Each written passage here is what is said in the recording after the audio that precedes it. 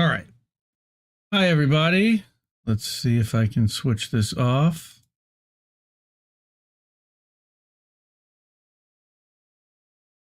No, that's not working. Okay, we're going to flip that back.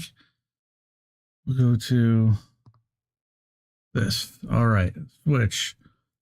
Hey, everybody. It is Saturday. It is special INN conversation tonight. And there he is, Indie Right Media. No, you're not going to find Indie Right Media. This is just Indie. And we're here on INN, and I've got some really special guests tonight. I welcome everyone who's here already. Hope everyone's gonna jump in. We're gonna get more coming in. This is something that we've been trying to put together for a while, and I'm really excited to introduce the people from Amazon Labor Union. And let me flip over here, and there you go. Welcome, everybody. I'm Indy, and we've got Michelle is on one side of me, and I've got Nicole on the other.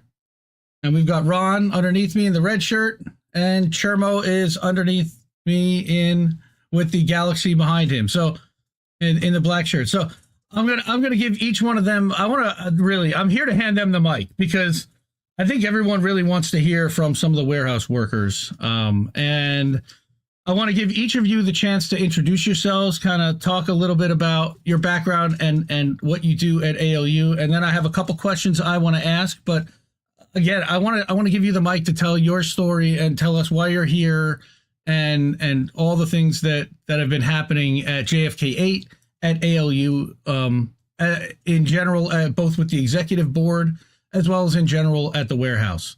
So I'm gonna give Michelle the floor first. And then we'll go to Nicole, and then Ron, and then Chermo. We'll start with that. Thank you.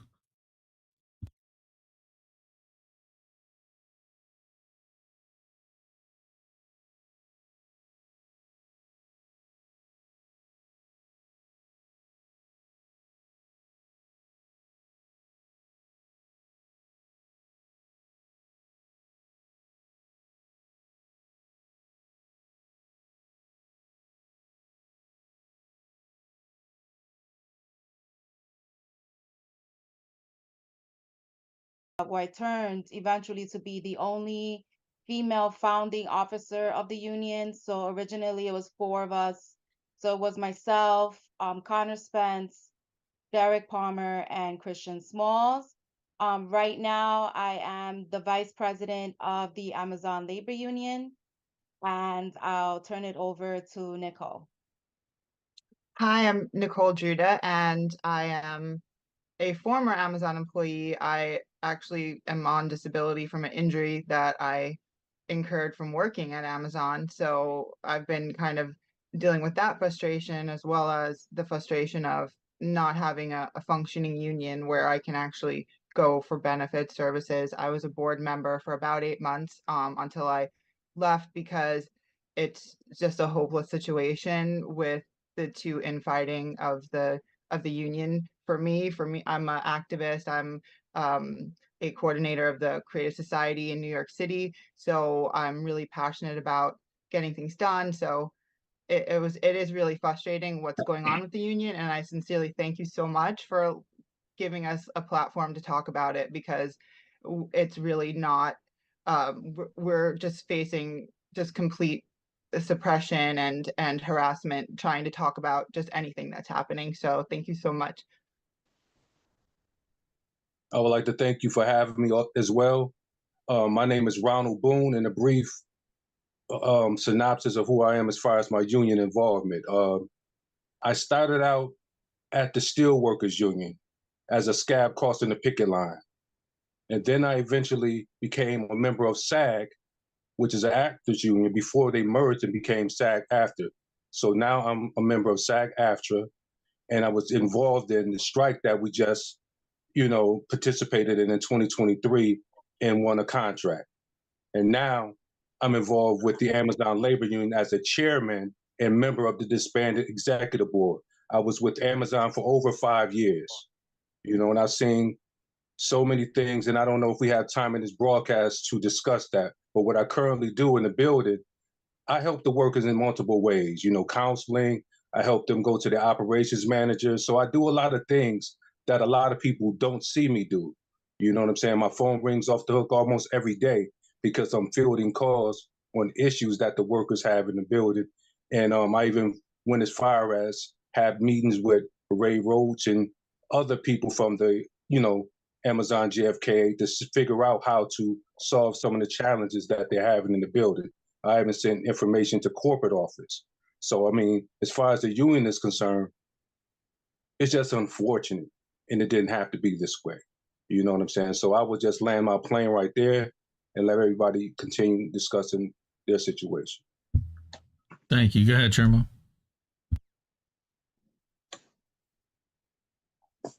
Oh, you're muted. You're muted, Turn the Chermo. mic on. We don't hear you. All right, we got sorry. you. But I'm Chermo Toure. I'm a former Amazon JFK worker. I got terminated for practically my union involvement. Right now I'm contesting my termination. I used to be involved with the Amazon labor union as far as with the leadership and like with Chris and the the other 2 executive board officers that are in the office right now. Yeah, so I as far as we're working with them, I don't work with them anymore. So I'm still involved with the Amazon labor union, but not with the leadership side, the leadership faction. And also I'm a recent college graduate, so I major in what is it called, history and political science. So yeah. So I left college about 2 years ago, and yeah. So I was the guy that handled the complaints as far as with the labor union. I basically filter and mediate the workers with the NLRB and with the Division of Human Rights, and also help them out with the unemployments. As far as any other help, I will help them out with as far as if I'm capable of doing it. Then also I want to go to law school. So yeah, so I'm the former director of Grievance. I left the ALU as far as with the people at the union hall because I disagree with Chris as far as with everybody else on the call, disagree with the leadership and the leadership policy and everything. So I just decided it's a whole bunch of stuff. So as everybody's on this call, I want to get off their chest. There's a whole bunch of stuff, just like me. I got a whole bunch of stuff I want to get off my chest. So, but yeah. So that's basically my brief bio, you could say. No, that's great because look, obviously you Yeah. guys were doing a lot of the heavy lifting within the union, within the warehouse. You were key members. You were part of an executive board team, and things seem to be going pretty well for a while. It sounds like from everyone's and I received, you guys sent over some statements about what had happened, and rather than just show those, I would rather let you kind of talk about them. But this way, I got a little bit of preparation as to what was happening here. Everyone seemed to be kind of on the same page, but at some point, and this is where I want to kind of start, where did it start to, in all of your opinions, kind of diverge and go off of the mission of 100% supporting Amazon labor union workers at JFK 8 by the executive membership team, by Chris, by anyone else that you guys wanted to talk about? I know Chermo put quite a bit of things in his letter, as did Ron. So I'd love to kind of go in reverse this time and hear what each of you guys, what each of you folks really has to say about that. Because I think that's kind of the crux is where did it start, and then we'll get to a couple of the incidents that have happened over the years, over the last year, a couple of months. Leading up to what happened in October. I think we could talk about that just to kind of set you folks up. We really didn't get a chance to talk.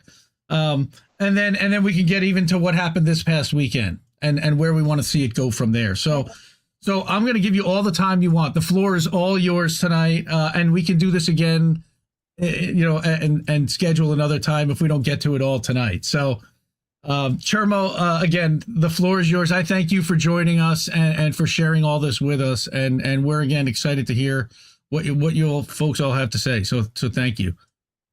Yes. And I'm welcome to be part of the program. So for me, where everything started to deteriorate was I want to say it's when I first came in. It was like it was just it was a huge disappointment when I first came in, because you know the saying where they say don't believe in the hype. So I believe in the hype. You know, my professor, I spoken to my professor. He was the one that actually like told me to try to get involved with the union and everything. So I decided I'm gonna get involved with the union. I came down to the union hall. I was expecting like some revolutionary stuff, some like groundbreaking, like it's like Black Panther-esque type movement going on. So I didn't get that. So it was just from the beginning, I was seeing like for example, right, one of the first things I seen when I first got to the union hall was Derek Palmer getting in the face of Bremer, right? So he was like yelling at Bremer. I don't really remember what it was, but Derek Palmer was like yelling at Bremer or something like that. He was all up in his face because Bremer was asking about the financial reports and all this and that. So it was just seeing stuff like that, and it was like, what is going on here? So from that moment, then fast forward to when Michelle when they removed Michelle from the office. So from that, everything has started fracturing. Just from that point, that's when I started having disagreements with them. Ronald started having disagreement with them. Other union members started having disagreement. Well, I don't know about Ronald and the other union members, but Absolutely. they definitely had disagreement with them. Then for me, that's when I really started having disagreements with them, because I was like, I don't agree with the leadership, how you guys are moving. It's like the leadership is not, it's not bold, it's not strong. It's like, how do you guys expect to get a contract from a corporation like Amazon, or a $1 trillion corporation like Amazon, when your leadership is not even that strong? You got weak leadership.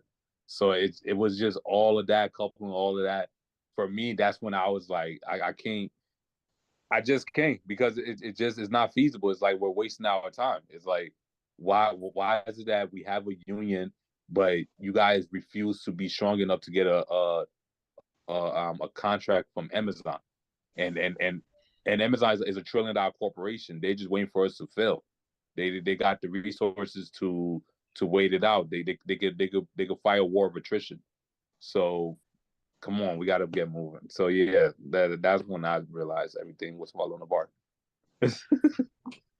Yeah, I concur. Yeah. I mean, yeah, but when I noticed things were bad is when when we were all together.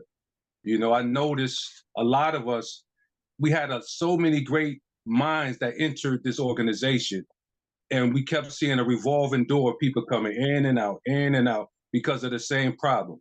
They had a problem with the leadership. They had a problem, most importantly, with Chris and his lack of leadership. He's always leaving the country, leaving and abandoning the union. So we have no commander and quote unquote chief to help us articulate a plan so we can run the plays effectively to help the people in the building, because that should be the main priority, and it's not. You know what I'm saying? So the infighting started the problem. I came in there, they was going back and forth. Like Brother Chermo said, Bremer was talking about the financial records, transparency, operating in a democratic fashion. And that has not happened at all. It's been a lot of favoritism. It's been a lot of backbiting, so many things you can't even imagine, that took place in this union. It caused people to lose trust and decide to break away, and that's what happened. I would try to reach out to Chris Moss many times in private. Sometimes he'll block me, sometimes he won't block me because he don't want to hear some of the things I'm saying. And I will not say the things to him to try to discourage him. In fact, I sent messages to try to encourage him and everybody, even when we had chats, right? I was that person that tried to lift the spirits of everybody, always positive to the best of my ability. But when things go wrong, I can't sit back and not say anything, because if I see people doing wrong or things are wrong, I'm part of the problem if I don't speak up. And that's what led me to come today. I respect the chain of command, but what happens when the chain of command don't respect you? You know what I'm saying? Now I'm in a position where my voice is being silenced, just like many others, because we have an opinion, on some things that's made on our behalf. And we have the right to speak on such things. But back before I digress, what caused the fallout was all of the negative infighting. people jockeying for people jockeying for position and power and fame and money. You know what I'm saying? A lot of that led to the infighting and the demise and what you currently see happening now. It is so atrocious to what's going on right now. And when all the infighting took place, they broke away and formed the caucus. And then a lot of time was wasted by them taking, the union to federal court, going all this back and forth, fighting and finger pointing and things like that. And the people that lose out are the workers. The workers have been losing out this whole time while they're going back and forth, neglecting the most important thing that we're supposed to be fighting for, the people in that building and the contract. So I'm watching all of these things going on. I'm trying to play peacemaker. When the caucus broke away, I'm trying to actually talk to them and talk to Chris and the rest of the people to work this thing out. Nobody wanted to bend. Egos, you know what I'm saying? All these other personal things, accusing back and forth. And when I'm trying to do that, I'm accused of being an op, all because I'm trying to be diplomatic and trying to get everybody to work back together. Now they're forced to work together because of federal court. And even that is not good. There's no real unity happening now. It's still the same thing. Everybody with their different agendas, no transparency. And now they're doing all these tactics where if you don't agree with them, they try to do these bullying tactics, particularly President Christian Smalls. He liked to throw his rocks and hide his hand, right? He sent other people to do his dirty work for him. Like he tried to do Brother Chermo, our Vice President Michelle. He tried to do me. He tried to do other people like that. And he uses other people to do that. And he don't have any accountability. And that's another thing. A lot of the current leadership, particularly the president, takes no accountability for any wrong that he does. You know what I'm saying? And all his other henchmen and henchwomen that rose with him. And that's why we're in the position now. It's so bad when I go in the building, because I'm still employed. I go in the building and have to field questions from people that I don't have the answers to, because now we're locked out.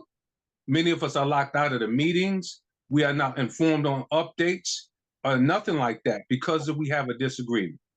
And that's not cool, especially when we are union paying, dues paying members. We have a voice. It's like taxation without representation. Well, that's what I was seeing, was that your voice within the union that you pay dues to and that you voted to approve all of a sudden disappeared, where you were having an impact. You were actually contributing outside of work. Okay, this was not during your Amazon employee time, correct? You were all, was it volunteer or was it paid work outside for the union? No, we paid dues voluntarily.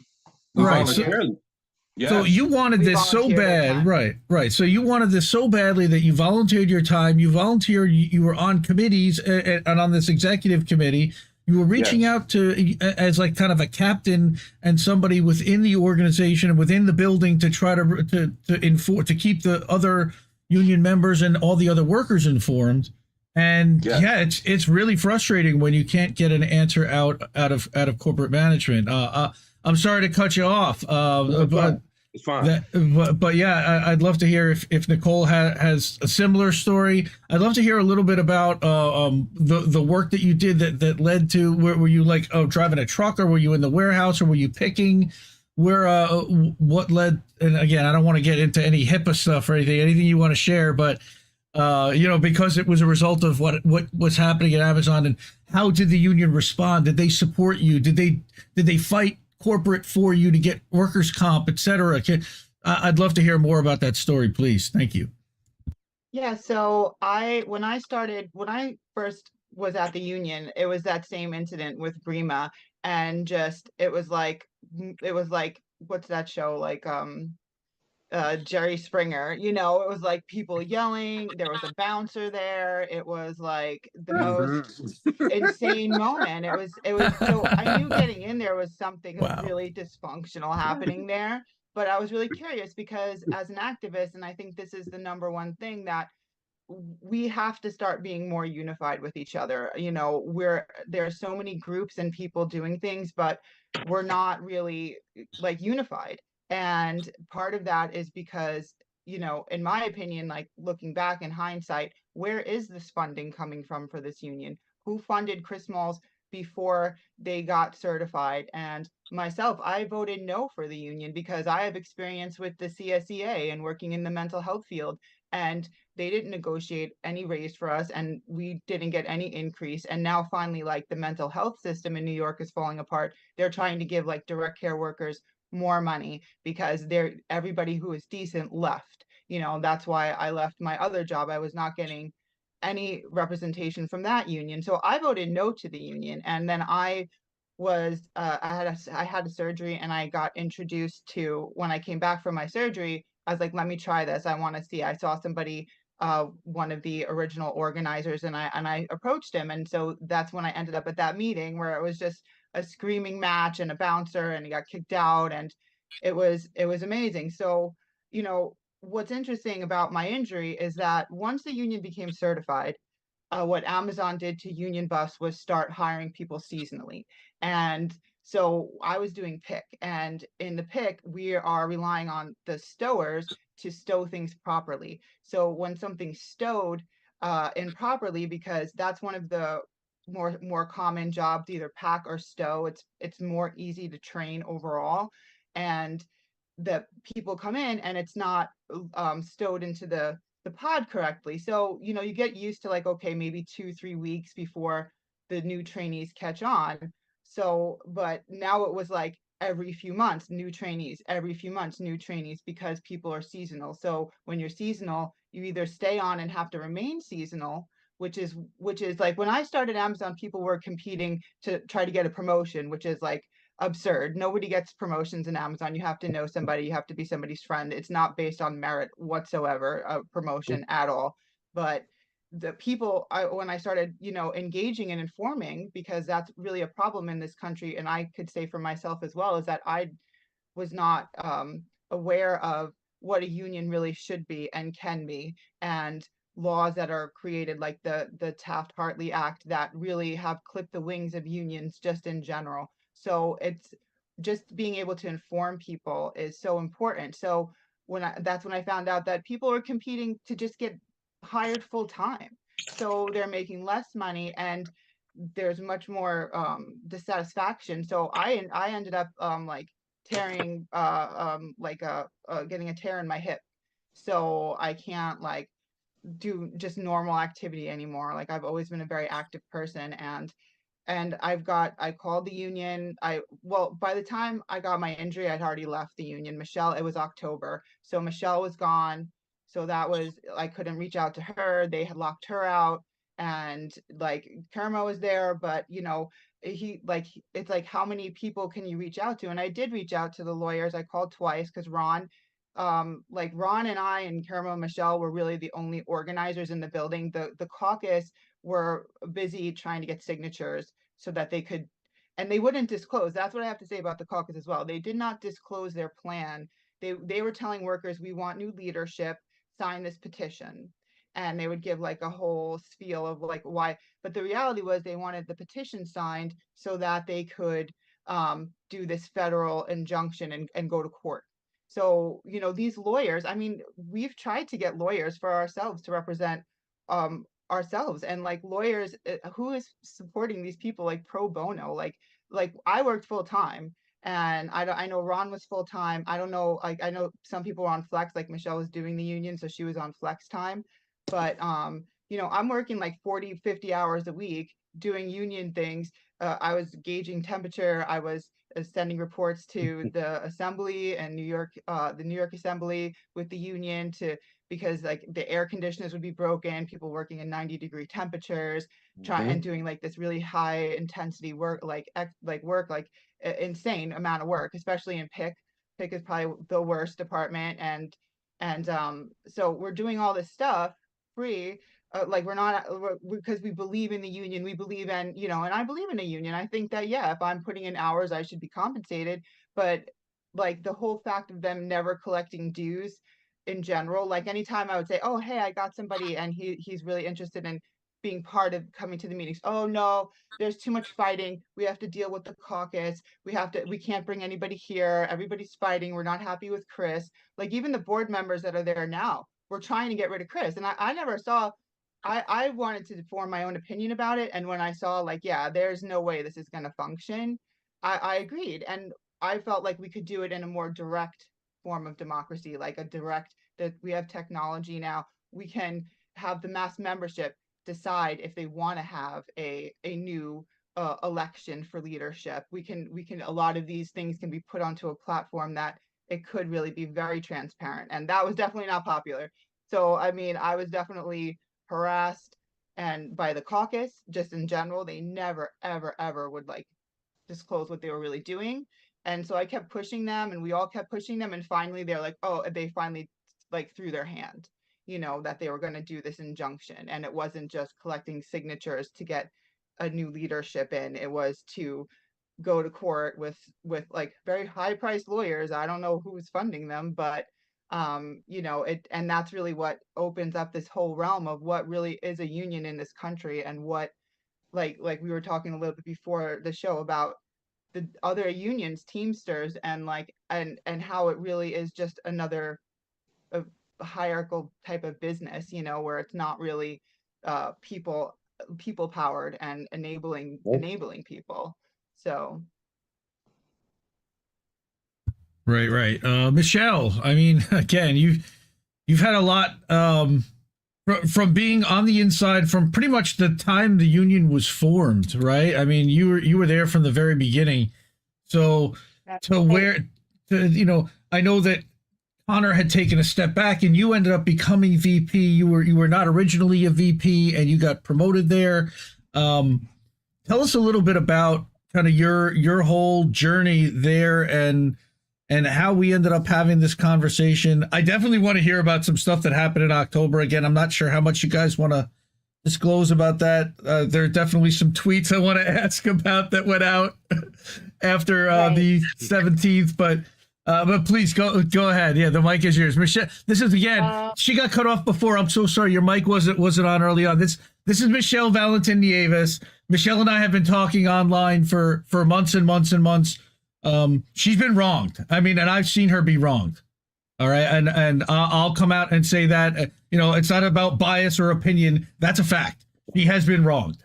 And I think everybody here will agree. And that's why they're here supporting her, but also they all want a union where that actually supports the workers that voted for it and that does things to fight corporate, that does things to improve their working conditions, that fights for the $30 minimum wage, for the $30 wage that everybody has been talking about. All of a sudden that got abandoned. So again, I'm sorry, I'm going on because I have a lot I want to say too, but Michelle, this is yours. Again, I give you the mic tonight. It's all yours. Okay, so I'll just go to the days of organizing. There was always a power struggle within the groups, which is normal. That's to be expected, right? Because everyone is different. Like I have my opinions, you have yours, Chermo has his, Ronald had his, Nicole has hers, right? So, you know, the point of having a union is that you have to have a safe space in order to agree to disagree, right? We're not always going to agree. So I have to say that there was always power struggles between the group way before the election even happened. I think that once the election happened and, you know, it was a victorious moment for all of us, at that time, a little bit, it started with the traveling with Christian Smalls. Little by little, it was just like less communication and more traveling. I started to notice a little bit of those changes. The big disruption that happened between the group happened with the introduction of the Constitution and bylaws. And a lot of the issues that we had at that time is because of the Constitution and bylaws, the way that it was drafted by a lawyer of the name of Ritu Singla. She was the one that drafted this constitution and bylaws. She's a lawyer with the Jeannie Myron legal team. So it's Ritu Singla, Seth Goldstein, and Jeannie Myron. So the Constitution and bylaws, at that time, there was a huge disagreement as to whether we were going to go ahead and do the contract fight or if we were going to go ahead and try to do elections like in the near future.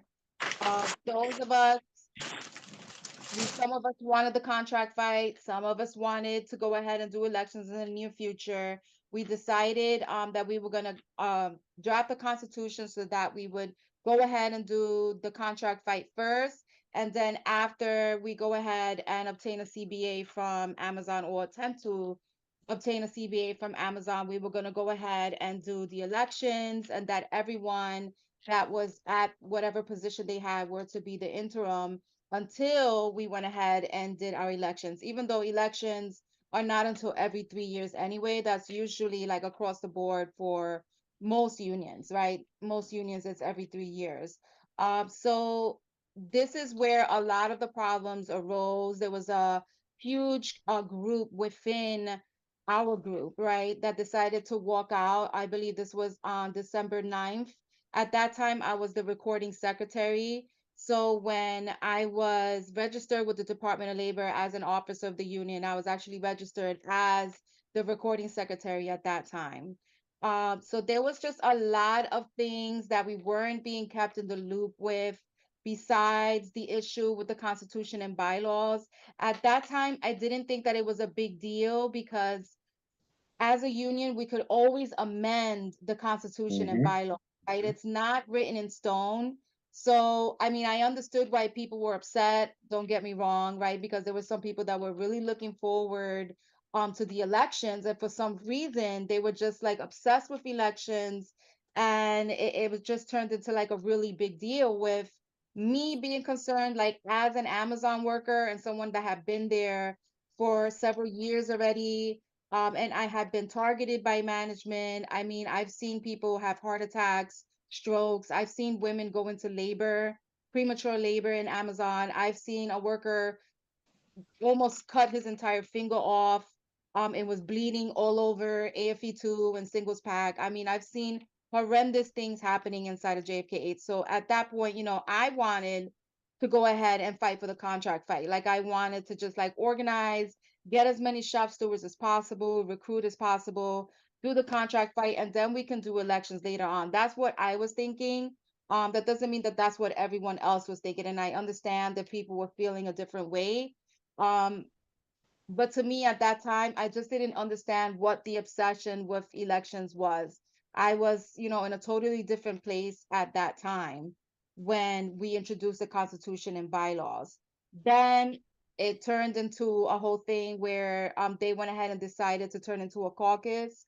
There was no exhaustion of internal remedies. So we had no communication from any of these individuals. We did not receive an email. We did not receive a phone call, a text message, a letter. I mean, it was nothing. It went completely silent, I'd say for about 5 to 6 months.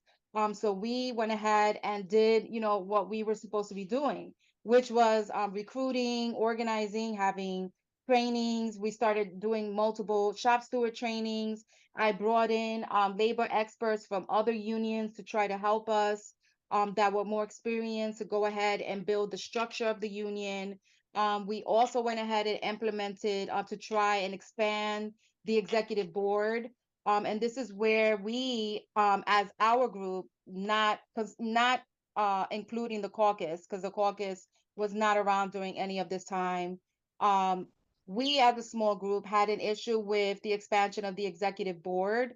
It was very difficult for us to do it because we were getting a lot of just negative and just conflicts from the legal team, which I did not understand, because as a union, you guys are the labor lawyers and you're retained by the union, but you work for the union. You're not the union, you're not the membership, you're not the rank and file, you don't work at Amazon.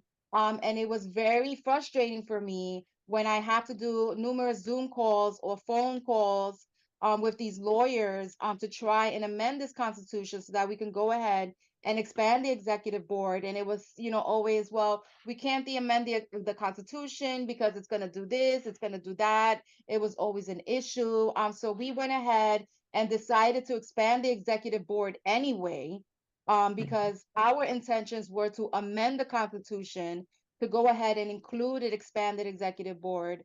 The vision that I had at that time, along with a coworker and a good friend of mine that was involved at that time, is that we wanted 2 executive board members for every single department. We also wanted at least 1 to 2 shop stewards in every single department, so that there's one for the day shift and the night shift, and then the RT shift and all of those things. It's very difficult to explain it because Amazon is a 24-hour facility. So there's different departments, there's different shifts. Every single department is completely different. It's a completely different culture, a completely different set of people working there, different managers, different tasks to do. So it's just a very segregated warehouse, even though it's really huge, but it's very segregated. Every single department is segregated from the other department. So there has to be a lot of organizing within every single department, if that makes sense. So every single department has to be organized within that department. It can't be done like just the entire building, right? It has to be done department by department by department. And then we got into conversations with the caucus again. There was discussions between myself and Kathleen. She was the one at that time that I felt comfortable reaching out to because she was another woman. And as a woman in leadership, I was already starting to feel a lot of microaggressions from some of the men surrounding me. I did not understand, at that time what the microaggressions were because I had been working along with these folks for so long, right? I mean, we went through so much together, so much organizing, the election. We were in federal court with Amazon for 4 months, going back and forth. I mean, we organized together. We've been thrown out of the building together. We were suspended together for like 60 days after an electrical fire in the building. So, in my mind, I just did not understand where the microaggressions were coming from. And I just could not understand why, being a woman, where all of this aggression was coming from just because I'm a woman. You know what I'm trying to say? Like, it's not because I'm a terrible person or, I'm disrespectful or, you know what I'm trying to say? Or something like crazy about my personality. It's just like my gender. The fact that I'm a woman is just like a problem for some people. And the fact that I'm very outspoken and I say what's on my mind and I just keep things, very honest and very upfront when the time comes, right? The majority of the time, I'm like super nice, friendly. But then there's times where if I feel like I have to tell you something, I'm just gonna keep it, very frank and just say what it is, right? And some people can accept that coming from a woman, and some people can't, unfortunately. But with all of that being said, the conversations with Kathleen started. I was the one who initially tried to set up the mediation between the 2 groups. Even though this caucus tries to come in like they're the savior riding in on the white horse, right? Of a thing, where they're just waving the white flag and they're just coming in to like save everyone. No, that's not the way it happened. It was actually me. I was the one that tried to set up the mediation initially between the 2 groups. And then there was another mediator that got involved, a neutral mediator, that there was a little bit of emails going back and forth and some discussions, and some of the board members just didn't feel comfortable with this third-party mediator participating in the meeting. So then, the mediation was called off, and then it just went on from there. Then we got a notice in the mail that we were being taken to federal court. That's the next thing that I knew. And then from there, it was just, a lot of arguing back and forth, a lot of just miscommunications. Chris was constantly traveling. So this was a major, major problem because there was a lot of infighting going on. and a lot of, just frustration, and the fact that he was constantly traveling. He would travel for days and weeks at a time. Sometimes he was available. If you text or called him, sometimes he was available, sometimes he wasn't. It was just a really, really big problem. It was just a lot of frustration going on, a lot of fighting and arguing. And then, it came to one point where there was just a lot of aggression coming from Gerald Bryson. And Gerald Bryson supposedly is one of the founders of the union because he was fired on his day off, apparently for having an argument with a female manager. And then, it just went on from there. It started on the WhatsApp chat, just very disrespectful, telling me to resign, a lot of arguing, going back and forth. People were complaining, membership from the rank and file were complaining that some people were just acting inappropriately during the barbecues, engaging in, doing things that they just didn't feel comfortable with. I would put it on the WhatsApp chat like, hey, there's members from the building, the rank and file reaching out to me, calling me, texting me, complaining. And then, the aggression would be towards me. It was just a lot. The fact that I got put into the vice president role, I didn't ask to be put in the vice president role. It happened because there was a domestic violence situation that came up with Derek Palmer and his former girlfriend. And this is something also that led to a lot of frustration and fighting because no one was told about this domestic violence case.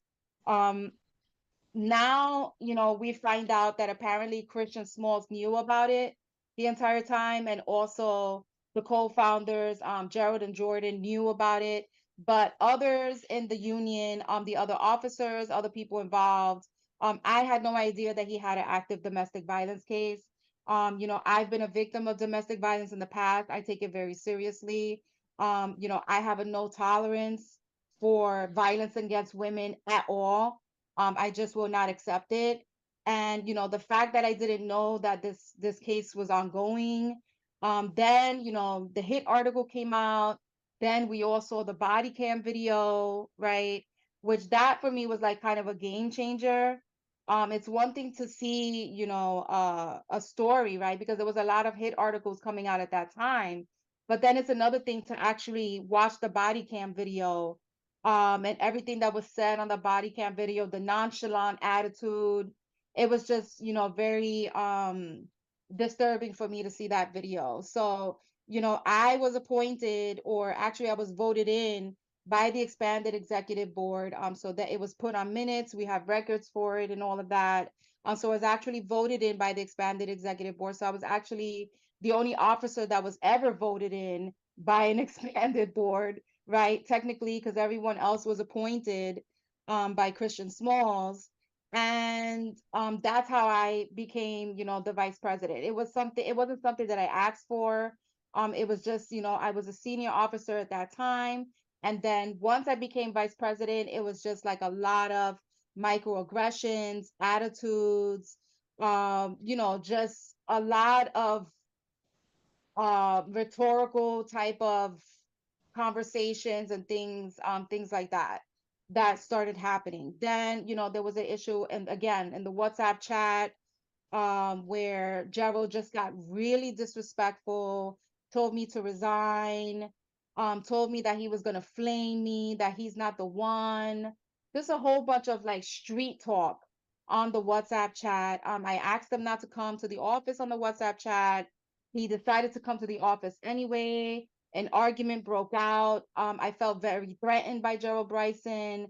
He had to be pushed out of the office several times. The security guard from the second floor came downstairs because it was just so loud that everyone in the building could hear it. And when he came downstairs, Jordan was dragging Gerald out of the office. He was pushed out of the office like 3 or 4 times.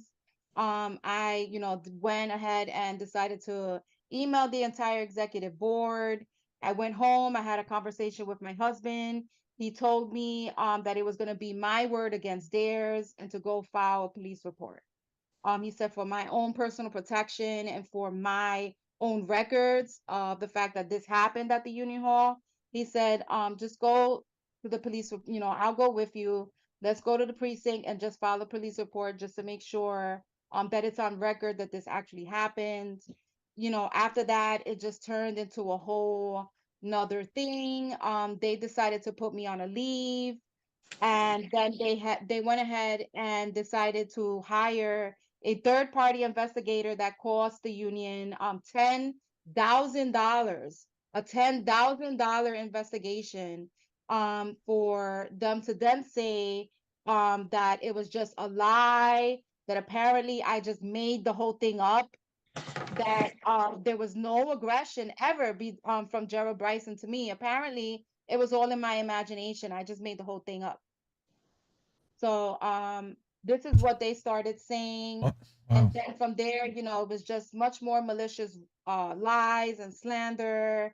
But this happened in the month of October. What I was hoping for was some type of an internal resolution, maybe an apology, a code of conduct being put in, policies and procedures, a change within some of the organizers and people's attitudes towards myself and towards each other, because there was a lot of arguments breaking out during that time. It wasn't just myself, it was several other people engaging in disagreements and arguments during that time as well.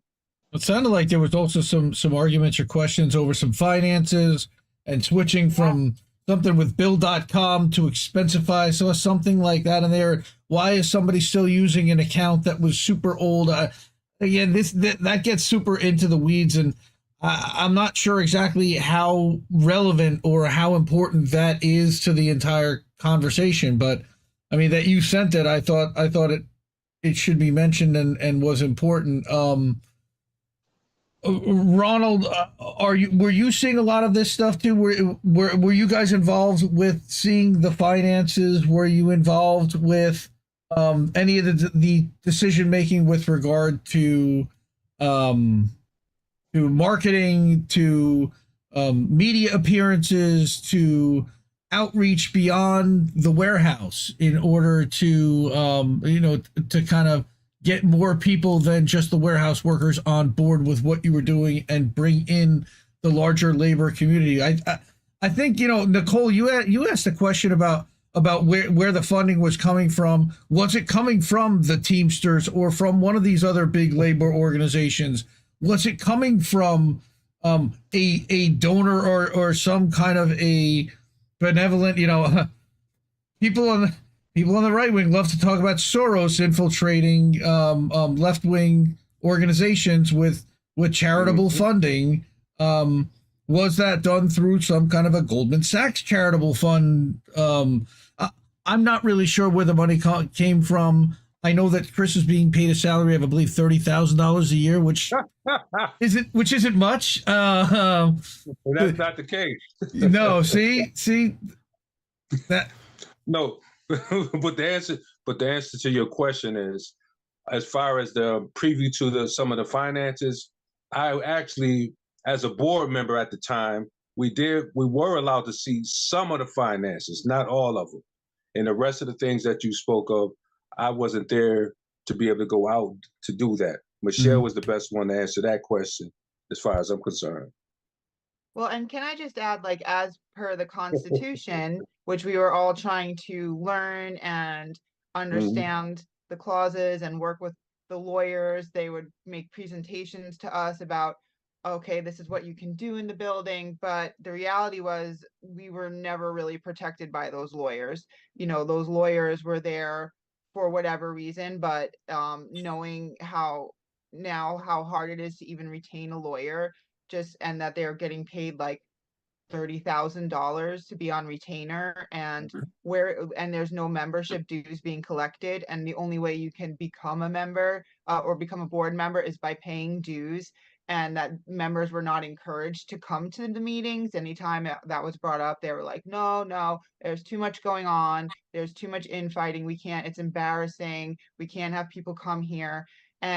But as per the Constitution, we were supposed to get every month at the meeting a financial statement that we could look over as board members and report back to the members at large. So that would never ever be presented until finally and this was maybe about like a month or so before I decided to leave the union. Maybe it was like I want to say like September, maybe, that we finally were all in a meeting and just saying, just give us the paper, give it to us, because we kept being promised this document.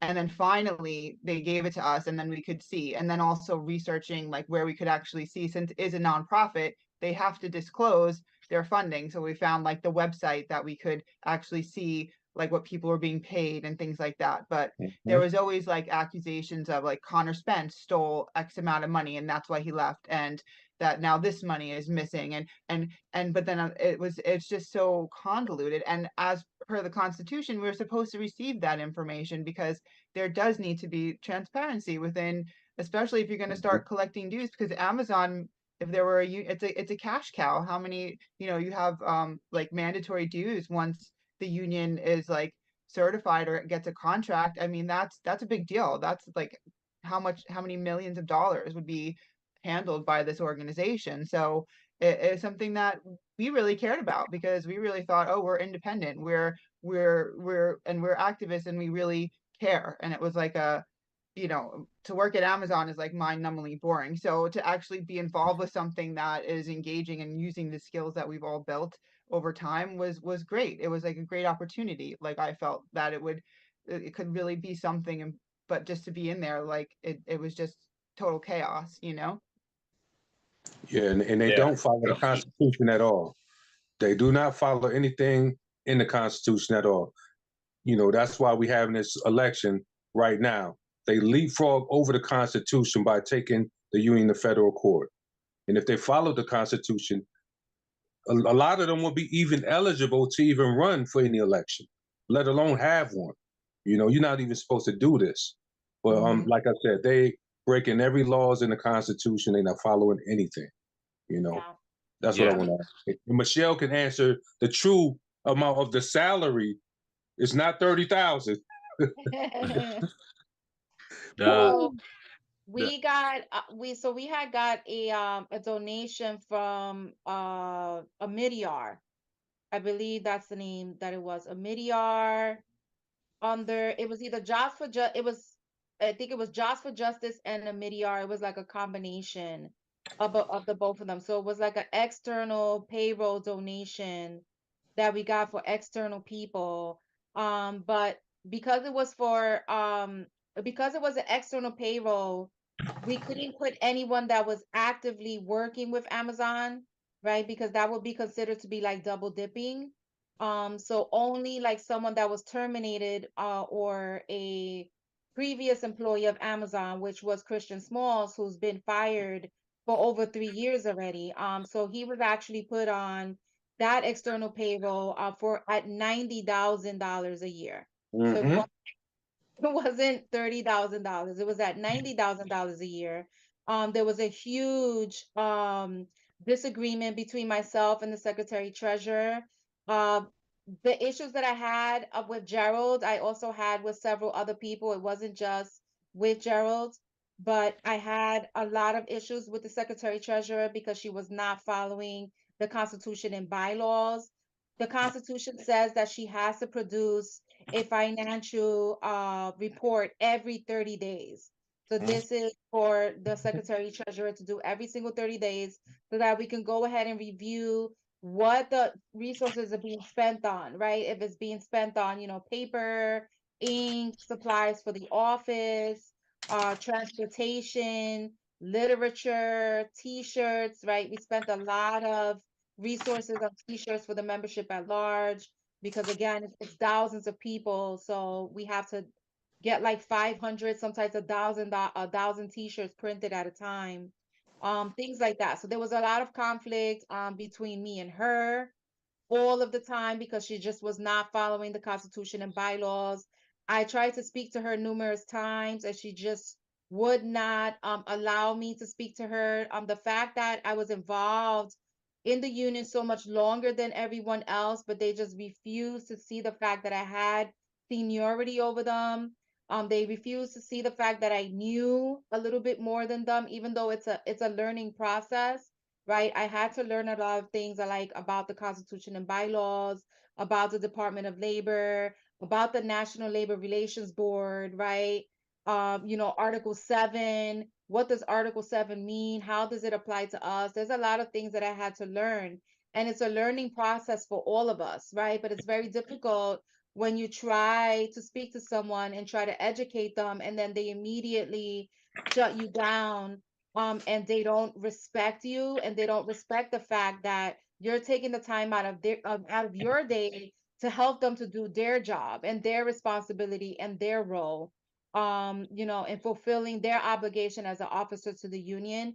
I don't really think that anyone else has actually really taken their obligations as officers of the union very seriously. I think that they see it more as a means to make money and to just, get an ego trip and just go on like on a power trip.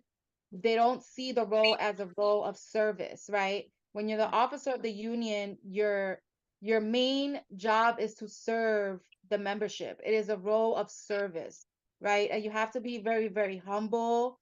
You have to be able to, give time and to be able to listen to people and listen to people's complaints, especially when you're dealing with thousands of people that are being exploited and being wrongfully terminated. They're being injured.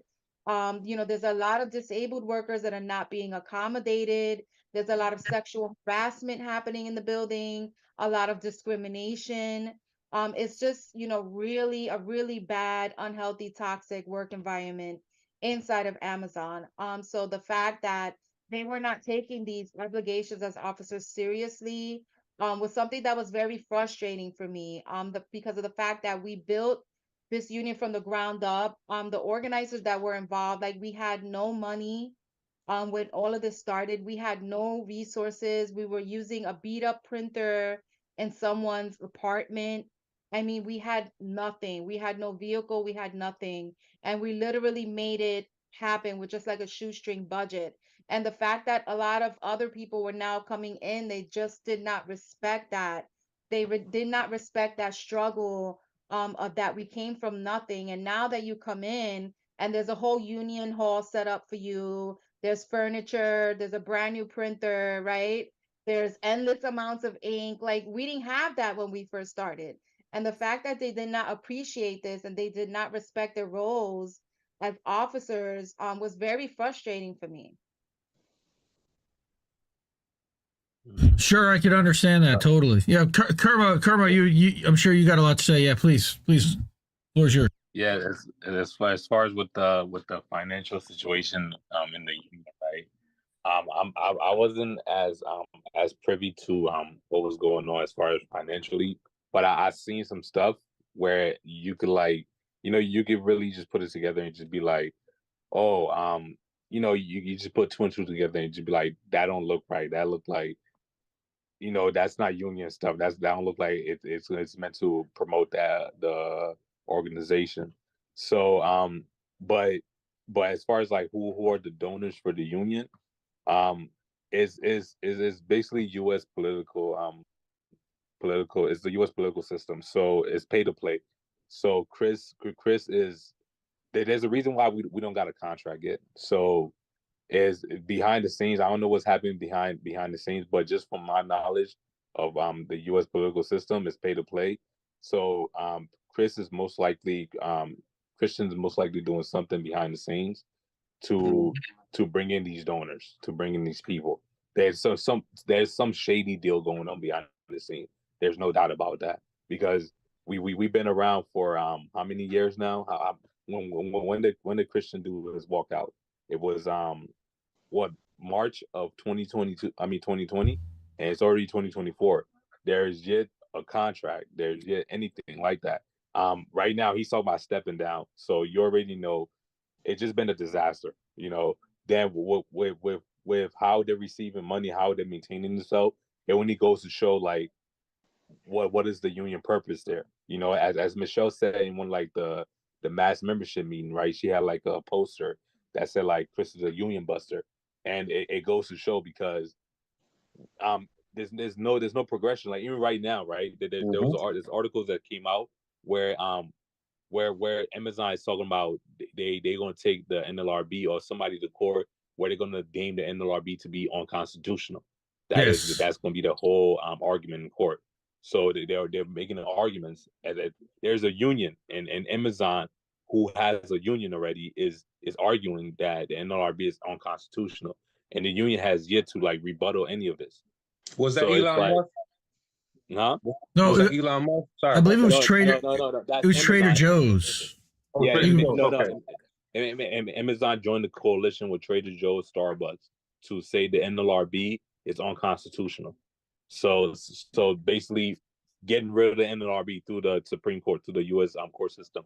So it's just a whole bunch of stuff. How Chris and them is not fighting against this. How we have lawyers. You know, the union have lawyers who can like fight against these things. But I doubt if the lawyers are really going to fight against that, or I doubt if there's any is there any going to be any public statement by the union leadership as far as like, oh, the NLRB Amazon is saying that the NLRB is unconstitutional.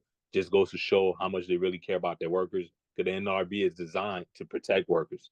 So That's it's right. like, why would you say something that's designed to protect workers is unconstitutional? You're only against workers, you're only against the people. These are easy arguments, but it's not being made. So it shows you where the mindset is, and also in U.S. politics is I forgot the Latin word, pro quote play or something like that, but it's pay to play. It's a play to play system where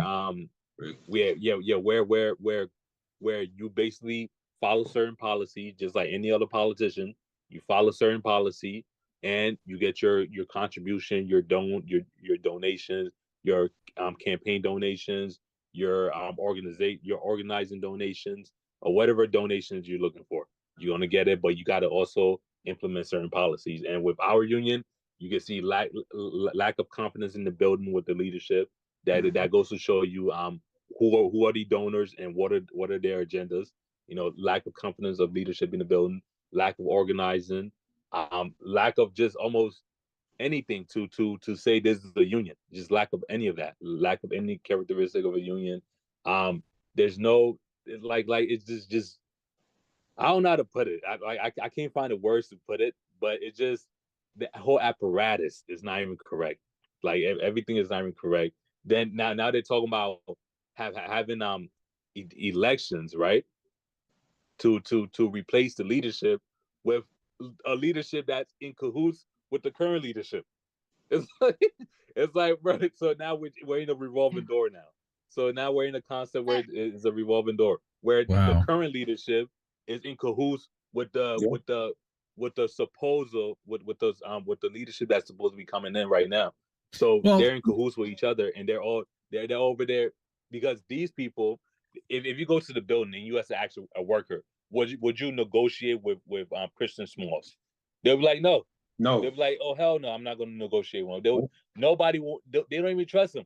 They think that they're liars, they're manipulators, they're this or that. So why would I have confidence in the leadership that's in cahoots with that leadership? Well, have they been advocating for the workers in the building? Like when people get hurt, have they been trying to help them with Amazon, with HR, or any of that? Yeah, please. So even right now, let me give you an example, right? So you know how they got the workers, the Warehouse Workers Protection Act, right? So that act is designed to stop Amazon from firing people based on production rates, right? But Amazon has found like a little loophole or whatever they found, right, to like get around that whole act, right? Where nobody can do nothing about it. Well, people could do something about it. The union leadership, as far as like Christian in them, they could do something about it, but they're not doing nothing about it. That's just the prime example right there. People are still getting fired based off their production rates when they're not supposed to. In New York State, it's illegal to fire somebody based off their production rate, but it's still doing it. And what are Christian and them doing? Claudia Christian and Wilmina, they're doing nothing. They're doing nothing to resolve that problem. They're not mean. Like for example, right? Christian, I'm sure he has networked with a lot of people, with a lot of lawmakers, with a lot of people who can make moves, who are on committees and stuff in the state legislatures and stuff like that. He can contact these people and probably do something to fix this problem. But you don't do that. Instead, he's focused on traveling, building up. It's almost like he wants to be like a company within himself. So he's building up his brand. He's doing this. He's doing that. Everything. He's doing everything except for doing what he's supposed to really be doing. Then on top of it, right, where I experienced this personally with him, personal. So like as far as like with spreading the unionization efforts, right? So like for example, right, we met this lady in DC called Helen, right? So we were supposed to go down there within like 2 to 3 weeks of meeting her in DC, right? It never happened. So they went. I'm talking about like 6 months of like, telling this lady they're gonna go down there, go back and forth. She's basically trying to organize her union, her warehouse, and all this and that, and she's getting targeted. And Amazon is harassing her, ripping down her posters, all this and that. She even filed a ULP with the NLRB, so everything is already stated in there, affidavit, like how Amazon was ripping down her posters. She had to even call the police on them and all this and that, right? Chris and them, they didn't capitalize off of that. They didn't do nothing on that. They basically just let the lady out there for like she was nothing. She was no value to them, no nothing. They just abandoned her, right? Then February they were supposed to go see her this month. They didn't even cancel that. They didn't even cancel it because they're too busy over there fighting amongst themselves, and also they're basically cannibalizing each other. So right now, like the workforce as far as in the union hall is low because they cannibalize each other. So that's how I got removed from everything because it was just too toxic. I couldn't take it, and I had to go. So and I was already out the door by the time they was thinking about letting me go. I was already out the door. I was already like trying to go to the Constitution to remove Chris, like press charges against him and basically say he's not doing a good job. He's an incompetent leader. So you step down. That's just what it is. I don't know what to tell you, bro, but you gotta go. So it's just a whole bunch of stuff like a lack of unionization, a lack of organization, a lack of a bold, strong leadership, a lack of a coherent leadership, a lack of confidence in the leadership, a lack of direction, guidance, and a lack of guidance because the lawyers who are supposed to be guiding us, because we're still a brand new union, they're the one with the real experience. They're not even doing that. Instead, it looks like they're just looking at it like they're getting paid like $30,000, and that $30,000 a month, ironically, is the lawyers that getting paid not $30,000, whatever $30,000 Chris is getting paid $30,000 annually. Ironically, it's the lawyers that getting paid $30,000 a month, while Chris getting paid $90,000 a year. So there's the irony in that too, because that $30,000 is actually going to the law. 90,000. Yeah, 90,000, and Chris is getting paid 90,000. Wow. There's this executive board, the executive board that y'all were part of, that you say that Chris disbanded or now there are 3 people you mentioned, Christian, Claudia, and Wilhelmina. Is that correct? Those are the 3 that are still left on there. How did that happen? This is a crazy thing, right? Interesting. They only have 3. Just imagine this: a union only have 3 executive board members. So the VP, she's like Michelle's basically just been cut out everything. So she's not even like, she's not even like, she just VP, like she's VP, like honorary VP basically. As of right now, it's like she just VP, just entitled. That's it. No nothing. No involvement in meetings. She's not privy to certain things that this and that. It just VP in name. That's it. So it's like craziness. It's just craziness. I have to say something though with the Warehouse Workers Protections Act, right? Because I was locked out of everything. But because I've been doing this work for a little while, I figured out a way to get my own communications platform. So I emailed the membership at large on my own with my own communications platform that I created. I exported the entire list of workers and all of that.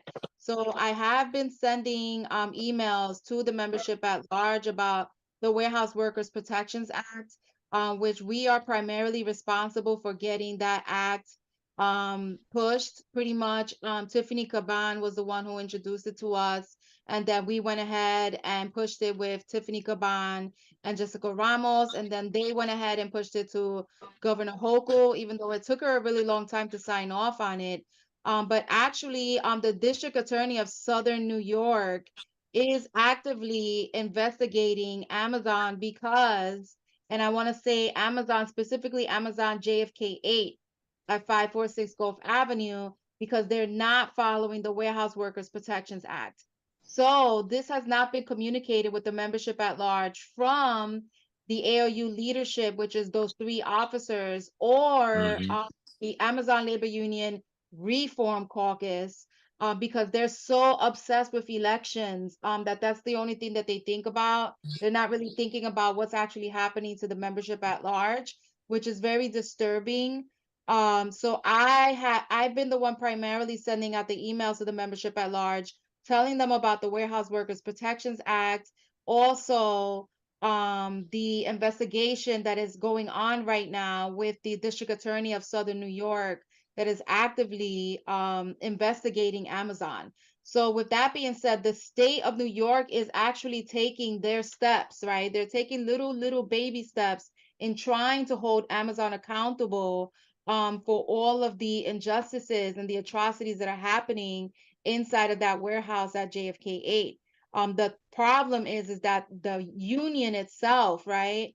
These officers, these 3 officers and this reform caucus, they're the ones who are not going ahead and communicating this with the membership at large. So there's no transparency. Everyone is being locked out of meetings. They're constantly having secret meetings or secret chats. And at the end of the day, the ones who are suffering is the membership at large, right?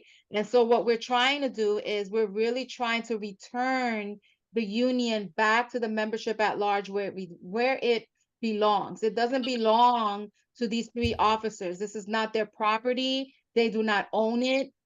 This union does not belong to these labor lawyers. Arthur Schwartz and Jeannie Myron need to back up. This is not your union. This is not your property. Okay. And this is why we're coming forward, because this union has to be returned back to the membership at large of JFK 8. It has to be returned back to the rank and file where it belongs. And the reason why we have an issue with this reform caucus is that there's no reason why they can't organize and educate the membership at large along with doing elections. You don't have to put every single aspect of your day and energy just into elections.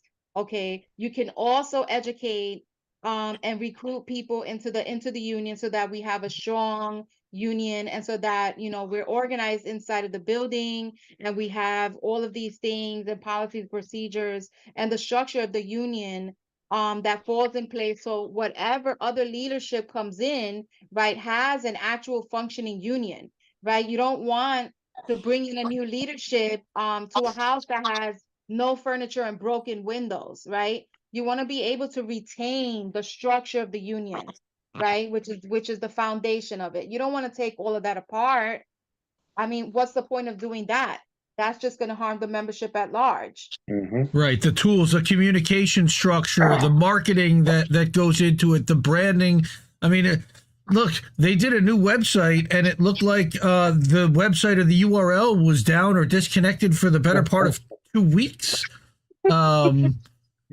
Yeah, they did a new website so that they could remove the expanded board off of it, because the website that we had the expanded board. So this reform caucus is also going along with the undemocratic removal and disbandment of the expanded executive board. And that is wrong. That's not how unions work.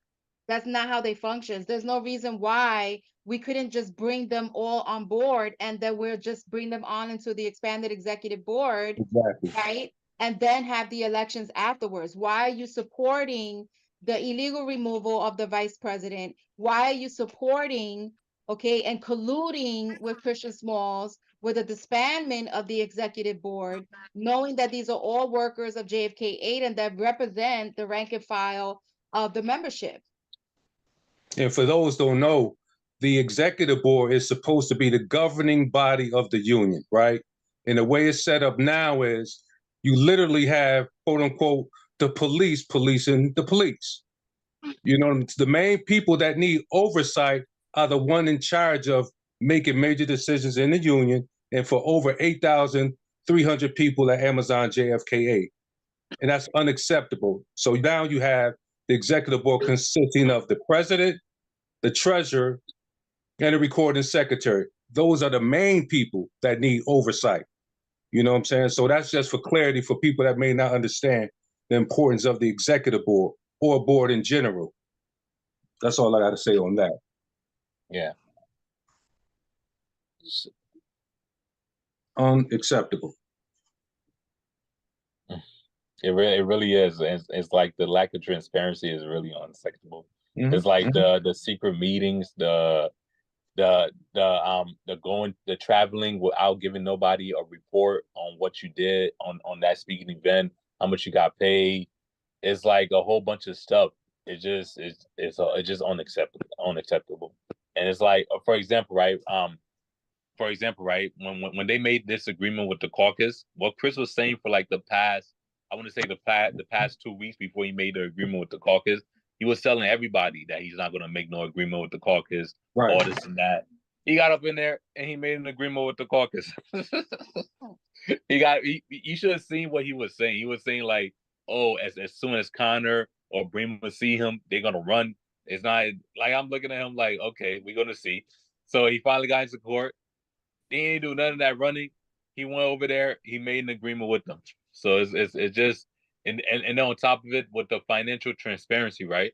We don't even like sometimes we don't even know how much money is coming to the union. And then on top of it, when you take a look at the other organization, right, the Congress of Essential Workers, I believe, it's like what I'm hearing that what Chris is doing is like he would take the money that's supposed to go to the union, he's gonna put it into that organization instead. Then whenever the union needs money, he would just basically just siphon off money from that organization into the union, and then the union can just pay his bill. Then on top of it, the treasurer also have access to the funds in that organization as well. So it's like a whole bunch of like non-transparent stuff going on. So how would the members know the money that's supposed to come to the union? How would the members know that's supposed to go to the union? Because it's in a whole different organization that has nothing to do with the union, that has its own board and everything, that's supposed to have its own treasurer, but the treasurer of the union is also the function as the treasurer of that union or that organization as well. And then they're sending money back and forth, moving money around. It's like a whole bunch of if you go to the office and you was to see the environment itself, you will know what I'm talking about. It's like it's not run like a union. It's run more like a shell company receiving donations. Like there's a shell company that's just meant to launder money. That's how the union is basically ran, like a shell company, a shell corporation. It's not ran like a union. If it was ran like a union, there would have been organizers. There would have been some profound things going on. There would have been some groundbreaking stuff going on where in the media you would hear like, Amazon was under pressure because the union threatened a strike. The union threatened to go on strike, so Amazon was forced to come to the bargaining table because they should have been to the bargaining table by now. So sometimes all you just got to do is threaten a strike. They can't even do that. Why they can't do that? Because they're too busy. Instead of funding a strike fund, they're too busy paying out themselves, distributing the money amongst themselves. The money that's supposed to go to the workers at JFK, they're busy just embezzling that money amongst themselves. It's a whole bunch of stuff going on. It's just I don't know what to even say. Like the workers are losing their livelihood. Workers having seizures on the floor. Workers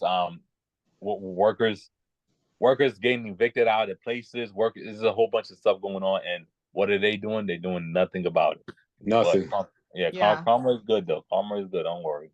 Now, was he supposed to share some of the speaking engagement fees? I saw that somewhere, but there's no report as to what the schedule is or anything with that. Is that accurate?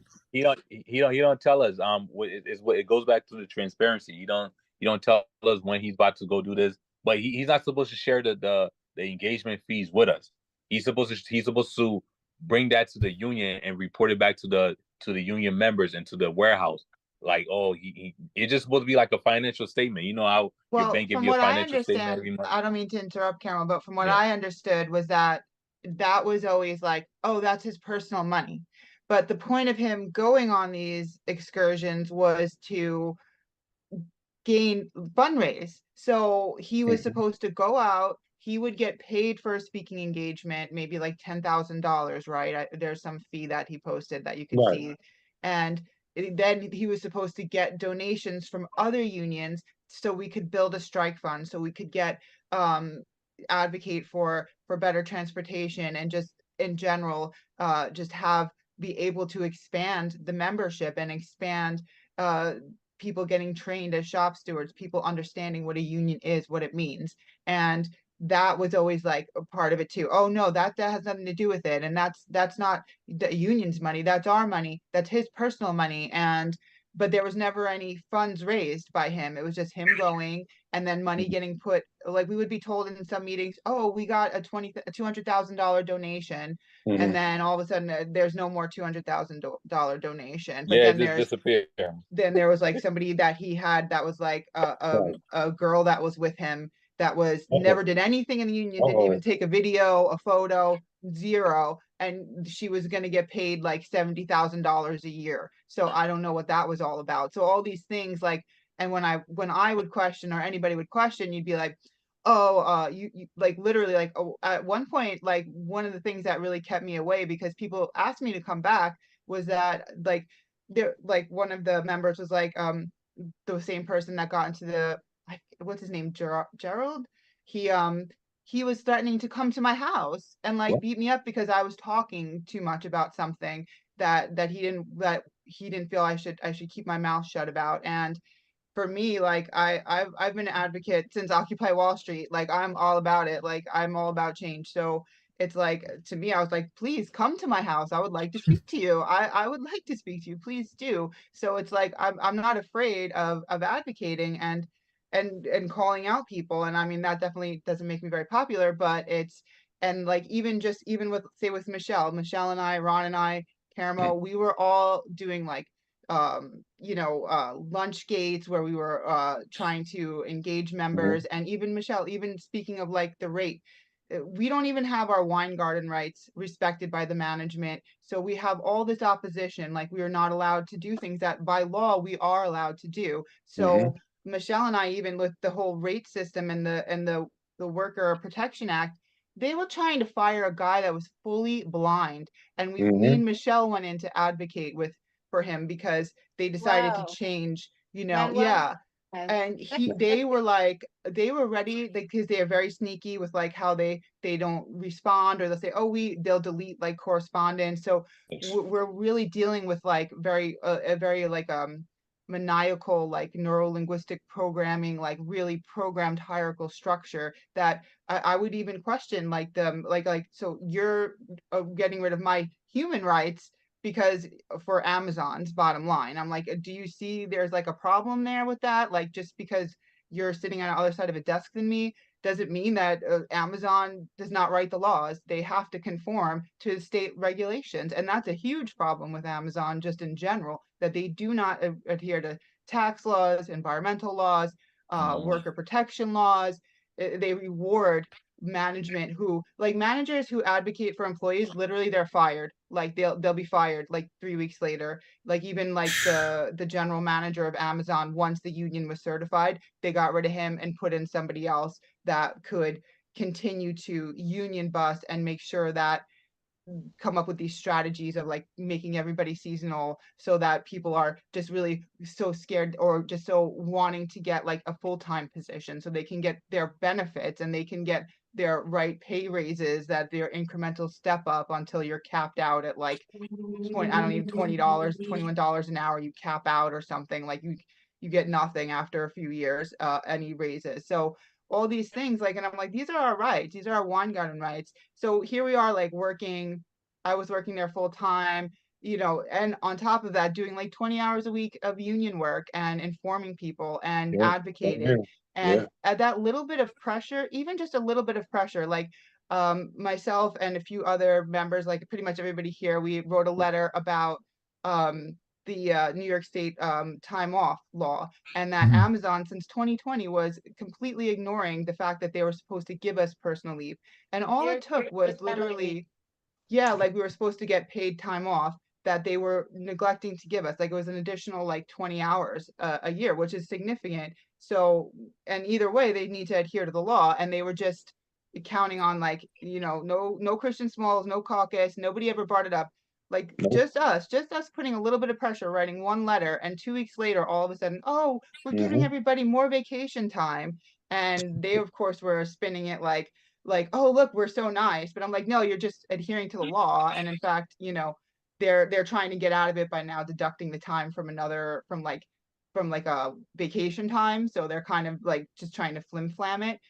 But that's how despicable Amazon is, and that's how important it is for a union there. And the people want to work at Amazon. I mean, I personally believe it needs to be greatly deflated, and it's an American problem. It's a problem that we have to deflate this monopoly that is occurring before it destroys the NLRB. Like that's what's so disappointing about it, is that now the NLRB, the one thing that we have within our government to protect us just in general, is now being stared down because of this caucus and ALU, the leaders fighting instead of being an activist, like just doing it because it's the right thing to do. And we have to do it, or we're not going to have anything. Like our kids are going to have nothing. They're going to have no rights if we don't do something now. So it's like, but just even that little bit of pressure makes a difference. It's amazing. So that's why informing and advocating is so important, and really does make a huge difference if it's done, like, because they are doing stuff against the law. So all you have to do is say, hey, that's illegal. And then they're like, oh, okay. And they spin it, but like they'll do it, so. So are any of the 3 executive board leaders that are currently there, or any of I know Christian doesn't work in the facility, obviously. Do Claudia and Wilhelmina, they actually work at JFK 8 at all? They do? Yes, they do. Yes. Okay. Well, that's good that you have at least some representation in the building, but still from there, is there structure? Are there captains? Is there communication structure? I mean, that represents 6,000 to 8,000 workers at any given time. Now, what's really interesting also that you've been talking about the seasonal workers, and that they then kind of move the goalposts so that full-time becomes the stretch rather than getting better working conditions, better. That's just even getting to full-time work then becomes the thing that's so hard to get in itself. Yeah, the neglect of PTO, especially when it's such a physical job. It feels like the gym when you leave Amazon. Sometimes I feel like you just left the gym. So it's like it's like for example, right there, it's like what was a given before, like the full-time job and all this and that with the benefits and everything. It's literally what they were saying when they were trying to union buzz, when they were trying to convince people that that not to vote for the union and all this and that. If you vote for the union, you're gonna lose your benefits and everything. Is exactly what they were saying, like that was gonna happen. Instead, what they failed to explain to people was they're the one that's gonna take away people's benefits if they vote for the union. Amazon is keeping up with their promises. They said people was gonna lose their benefits if there was a union, and now look what they're doing. They found a sneaky way. They're always finding something sneaky, like a sneaky way of doing everything. So now they find an indirect way of like removing people benefits, but without like coming out and overtly saying, "Oh, we're getting rid of people benefits." Instead, we're gonna put you on part time, knowing damn well when you're on part time, you don't get you don't get all the medical benefits, you don't get all the childcare benefits, you don't get all the basic 401k, whatever benefits you're looking for. You're not gonna get the full benefit. You're gonna get partial or none of that at all. And on top of it, for you to get public assistance, because they're gonna look at your income at Amazon, they're gonna look at. So it's like it's a whole bunch of stuff just going on that Amazon is, and they know what they do. The thing that gets me pissed off is like they're $1 trillion corporation. How greedy can you get? Do you understand? Like you're $1 trillion corporation. What's going on? Like, why don't you like just, it's not gonna hurt you. It's not gonna hurt you just to spend a little bit. It's never enough for them. They'll never be satisfied. It's never enough for them. They take over industry after industry. I was actually talking to somebody about a bank that they had taken over, and the bank had kind of ruined this person's life. And there, a lot of people have been having issues with, of course, the behemoth that is the multi-trillion-dollar company that is Amazon. And the workers do need to be organized. And a lot of people were super inspired by what you all came together to vote to do in 2020 and 2021, 2022. Yep. It's just keeping that cohesiveness when you've got a lot of infiltrators and people that do want to potentially get between the workers communicating with each other. They want to sow those seeds of doubt. They're having those illegal meetings to try to steer the workers away from supporting the union. They're talking about if you're paying dues, what are you paying dues for, and what are you actually getting out of that? And they even hire Pinkertons. They hire people to chase you. I we covered the stories of what they did in Alabama at ALB1. We we covered what they did up in Albany. We covered what they did in ONT8. We covered what they did across the street. Okay, we have been we've been paying close attention for years now and really wanting to see this happen and offer. One of the big criticisms that we've had here has been the media and the way that ALU has worked with the media. That Chris has basically been the face of ALU. There has never been any team of PR representatives. There has never been any type of structure to vet which media sources should be visited and where media appearances should be scheduled. And more importantly, our biggest contention was that the messaging should be framed from the perspective of the union. Now, I saw somebody tried to hire somebody a couple of months ago and they started to do it for like a week or two. And I was like, oh, this looks like it might be something. It didn't consistently, follow through, but providing your voice like we're doing tonight, sitting down and letting the workers speak and tell you about their experiences and what they're going through in the warehouse, I think is so important, even if it's internal roundtables, so that they can hear different. I mean, how many different divisions are there inside JFK 8 that you've got 3 people that are now responsible for all the communication with every division to make sure that everybody's on the same page and everybody knows what's going on with their union and how they're being represented? It's impossible. Possible. Mm-hmm. It's impossible. And it's really hard when you feel like your own union is union busting you. That's what it feels like. Because the fact is that everything that's transpiring is also transpiring on the shop floor, right? And what I mean by that is all of these malicious lies and rumors being spread about people. It goes onto the shop floor, and then you have workers coming up to you and say, hey, guess what? I heard you were fired. Hey, guess what? I heard you stole money from someone's GoFundMe. Which there was an email sent out that said that I was being questioned about $105 from a GoFundMe that I actually created and donated to this GoFundMe for a Amazon worker that is on a leave due to some injuries and some other things, some personal things going on in her life. So then in this email, the recording secretary said that this Amazon worker went to the police station and filed a report. The Amazon worker then came back on the email thread and she said, I absolutely did not file a report against Michelle Valentin Nieves. I actually received all of the funds. Everything was transferred to me. But by that time, the rumors had already been spread around the building, that shop floor. So the workers were already coming up to me.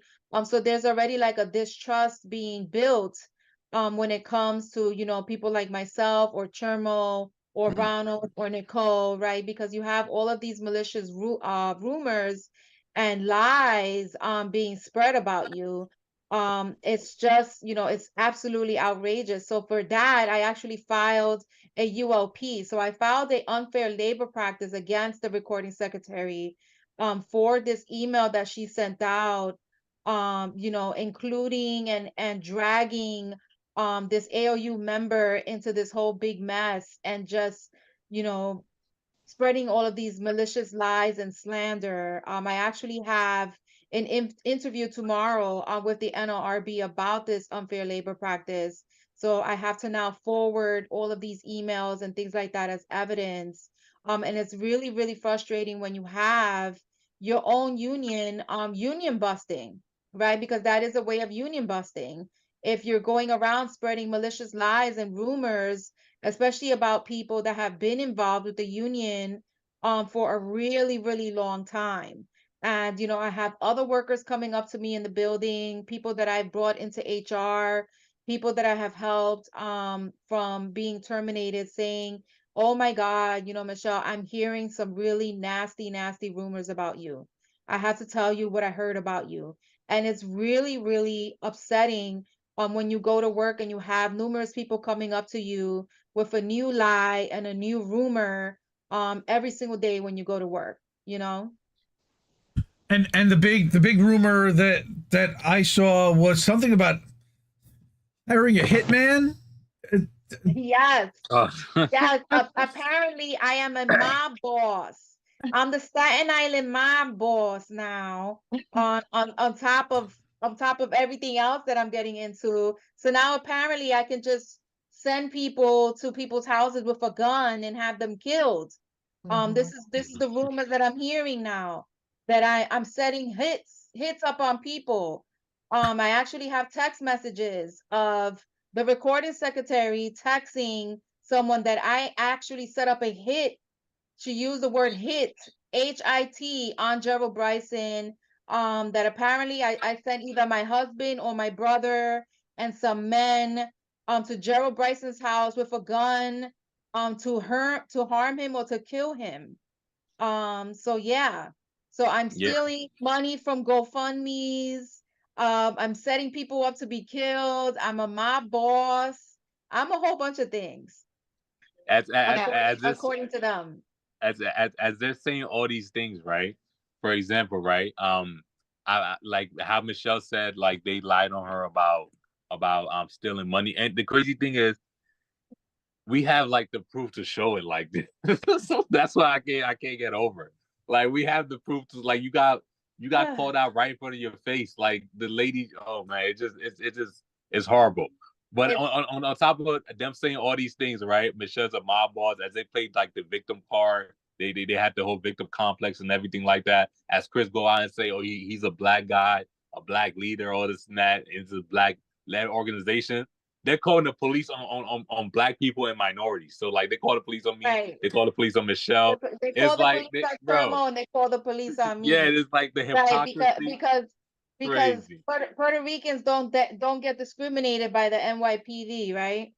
Yeah. Right.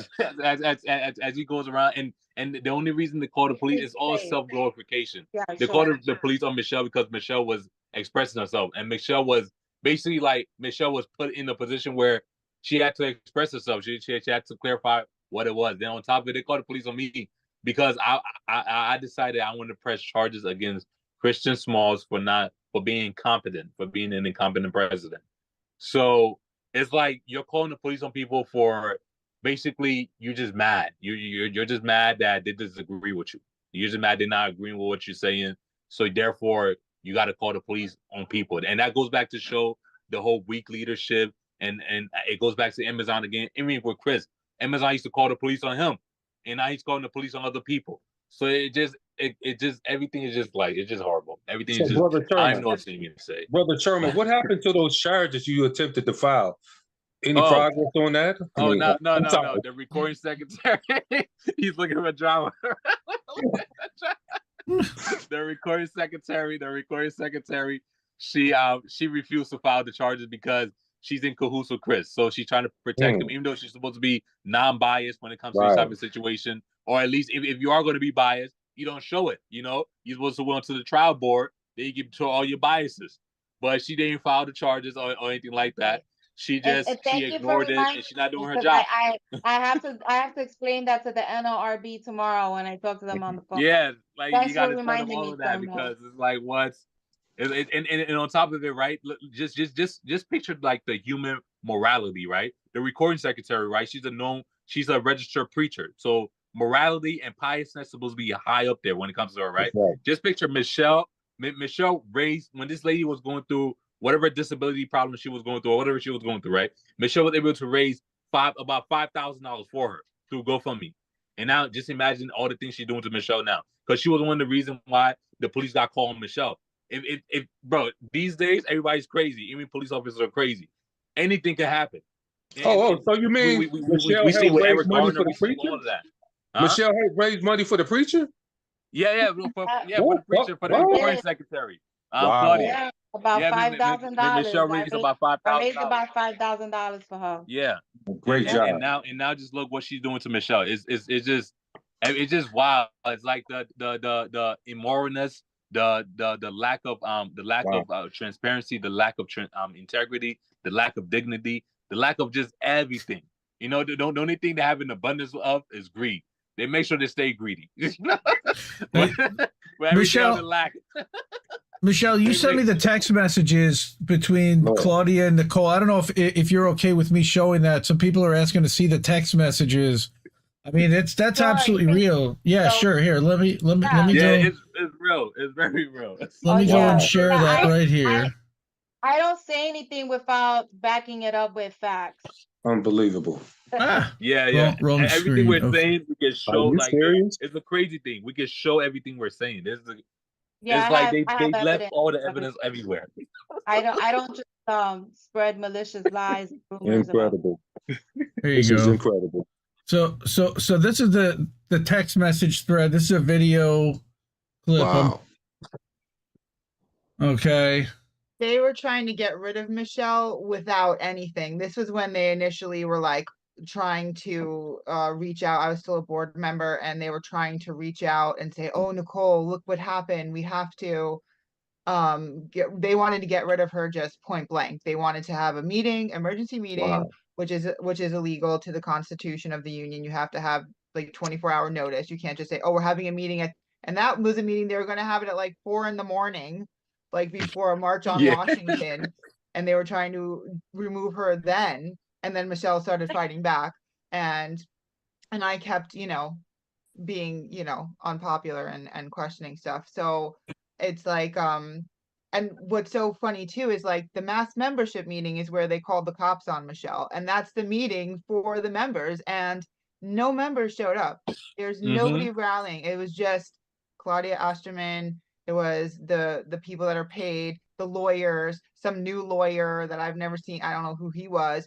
And it's like, she was airing a grievance at a mass membership meeting. She was not doing anything at that meeting other than standing up for herself and the truth, So, and I did ask Claudia, I said, well, show me where you have like, oh, we have copies of all this text messaging. I said, oh, please show it to me. And I can't show it to you right now. I can't right now. It's too, but they were really just immediately trying to get rid of her. And that was just the common thread, that you can't bring in new members. You can't do certain things. Oh, and just complete gossiping behind people's backs and dehumanizing people, for, they're this way or they're that way.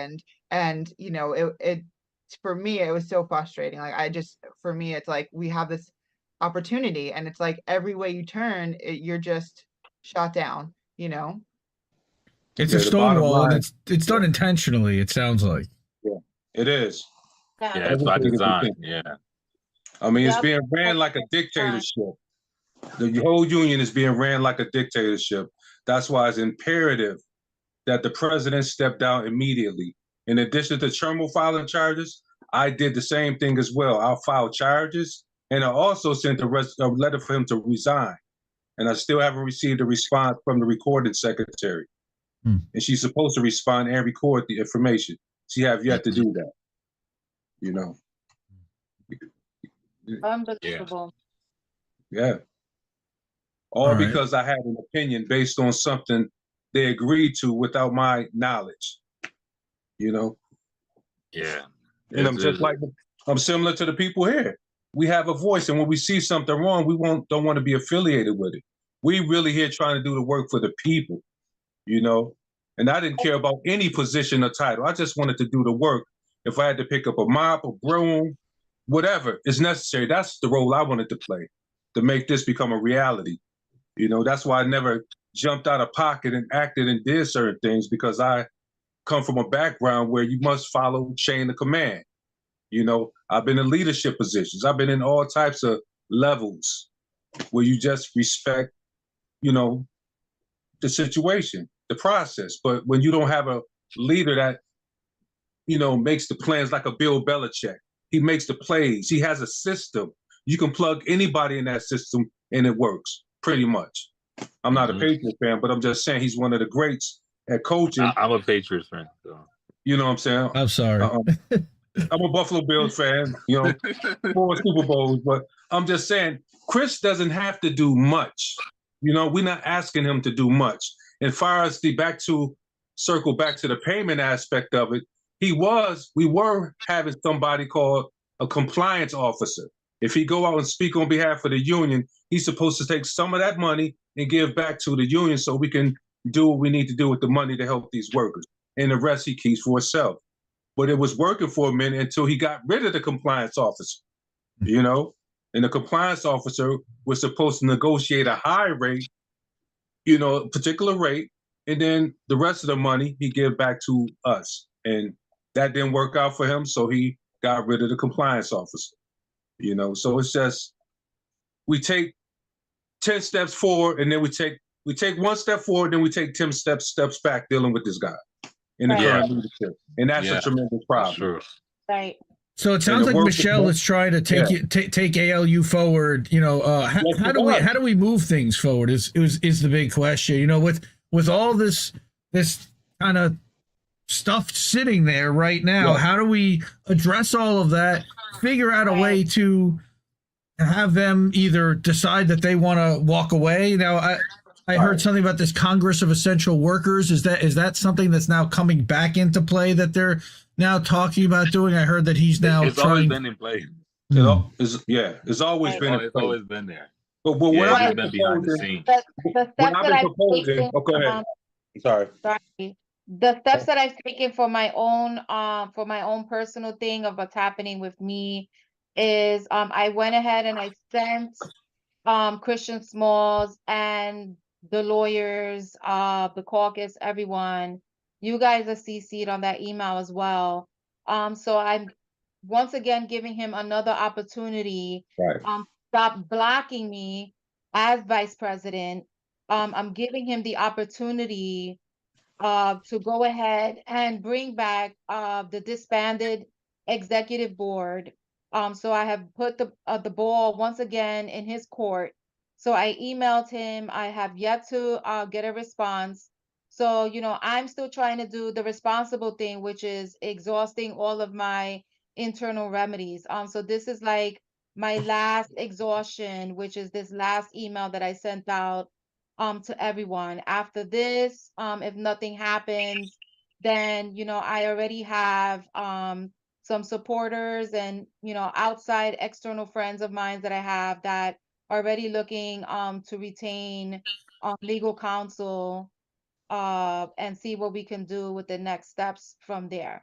Because and is there an election? You said something about election. Is that something that you can run against? With elections, I think that we could absolutely run. There's no reason why we can't. With that being said, we would just, have to create a slate and just vote on, whoever's going to be running for whatever positions. We could absolutely do that. Yeah, the election is it's a good situation if it's fair. But seeing that we have certain outside entities that really want this contract badly, and I speak of Teamsters, and they really want JFK very bad. So the elections have to be fair and just. And right now, I have trepidations that would take place. But if they are fair, then I wouldn't mind that. But before we have anything, I've been suggesting we redo the Constitution and bylaws, and we put together a code of conduct and an operational procedure manual, because we need rules in place to govern this whole thing. Right now, it's literally the Wild Wild West. Everybody doing whatever they want to do, and this is why we have so much dysfunction, because of that and the poor leadership. And I don't really want to come on here to disparage the brother, but it is what it is. This leadership has to go right now. It's too much harm this particular leadership has been doing to people. You know what I'm saying? Directly and indirectly. You know what I'm saying? And I'm fed up with it. And a lot of the people in the building are fed up with it. And I'm embarrassed every time I go to work, when the people speak on the state of this union. how it's not transparent, it's not democratic. They see pictures with the president with famous people that they would like to meet in meetings they're having that the people would like to be at. And they're not being informed on anything. And it's a tragedy. And I propose several things to this union by creating a particular network so we can minister to the different needs of the people in the building, have a channel or section or show dealing with the differently able, AKA disability people or handicapped people, have somebody dealing with the Latino issues, all different types of things to minister to all the needs of the people. This is not a Black union. This is a union for everybody. Handicapped, Black, white, straight, it doesn't matter. We represent the workforce there, and that's not what's taking place here. And I real take this personal. That's why during this whole conversation, I sound this way, because some people say, Ron, you care too much. Yes, I do, because I was injured and hurt at Amazon, and I see how they treat the people. So that fight is very serious to me. And when I see leadership operating in the fashion it's operating in, it bothers me. You know what I'm saying? It bothers me tremendously. So I'll just land my plane right there. This leadership has to go. He can go. We already had an offer on the table. I believe Vice President, what is it, President Emeritus, Michelle? President Emeritus, yeah. Yeah, we had that on the table at once upon a time where he can be the international president.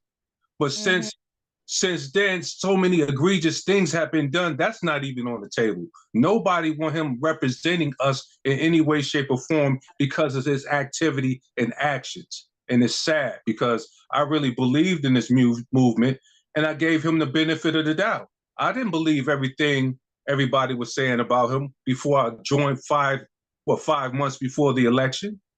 You know what I'm saying? But I seen stuff that they said, not fake news, by the way, all true, and then some. And it's very disheartening because I really wanted him to win, and he really don't understand what legacy means. How you leave the situation is going to determine your legacy. He doesn't understand that, but soon he will. If he don't atone for all the wrong he's done, him and everybody else involved in this diabolical wickedness on both sides, the caucus and ALU. All those involved are going to pay for the stuff they're doing to, take advantage of these people. These people need services and help. They don't want to come out and vote for this madness if it's going to be the same. And there's only so much me, Michelle, and a few others can do in that building with 8,300 people with 16 shifts. How can we do? Language services, think about how many different languages are spoken by all the members. Thank you. And what are we doing? What's happening to engage them and to support them and to make sure that if they're written, Sabby Sabs had some workers on a couple of weeks ago, and they were talking about some people that were written up and disciplined and didn't even know that they were written up or what they were written up for because they didn't understand the language, and nobody at Amazon explained it to them, and there was nobody from a union or anywhere else that they were members of that could support them. And I was hoping that was going to be one of the roles that ALU played, was the advocate and the voice of the workers inside Amazon that was reminding them, hey, without us, Amazon just is a bunch of sales, but they can't deliver a product. They can't pick a product. They can't do a thing. And it's interesting you said that, because when I told you we had a dream team, we had people that speak like 10 languages. Michelle speaks several languages herself. I'm talking about the vice president. We had all of this, but due to the dysfunction, it broke away like that. Due to mismanagement and poor leadership. But we had all of these things, and then some. We had people that speak sign language. You know what I'm saying? We had a lot of different things to help these people. But now, this is the state of the union, all because of our leadership led us down this path. Well, partly also it's because of Amazon turnover, because of the amount of, like you said, the seasonals, so that you've got people coming in and out regularly. And it's hard to get traction as a union member if you're losing your job, and a lot of them aren't going to continue to serve as union members after they're no longer working there, especially if they don't plan to do rehire, correct? Not necessarily. We have it that I don't think the turnover rate is really affecting the core of what we could be as a union. We still if we were organized correctly, we could be in a position where that wouldn't affect us because we already have all our shop stewards and chairmen and chairwoman in all the departments. If we had all of that in place, it wouldn't be a problem. It wouldn't be a problem at all. Again, everything goes back to the leadership. If we had a game plan, that wouldn't affect us too much. But it's effective, but not as much as they would think. It's not. In my humble opinion, by being there, having firsthand knowledge, talking to the people on different shifts, it's not that damaging. But it is to a degree, but not Well, that I much. think the seasonal is though, honestly, because a lot of workers are afraid if you get written up like one time as a seasonal, that would put you in jeopardy of not being promoted to full time. One write-up, which means one Yeah. long bathroom break, one like I'm tired, I need to stop for a minute and not pick 3,500 items in a 10-hour shift. Like just absolutely uncompromising. And for me, like, you know, I would be working and see, okay, I see somebody getting approached by the manager being questioned wrongfully. And then I have to stop working and go to that person and say, look, you have to let them know that that's against the law and they have no right to approach you or to write you up for that. But it's like, that's just, you're not allowed to walk away from your station. You walk away from your station, you're going to get written up. It's like a very, it's a very, what's interesting about dealing with HR, because a few of the things that I was working with the ethics committee and writing to were like chemical exposures that they wouldn't come and clean up chemicals that had spilled.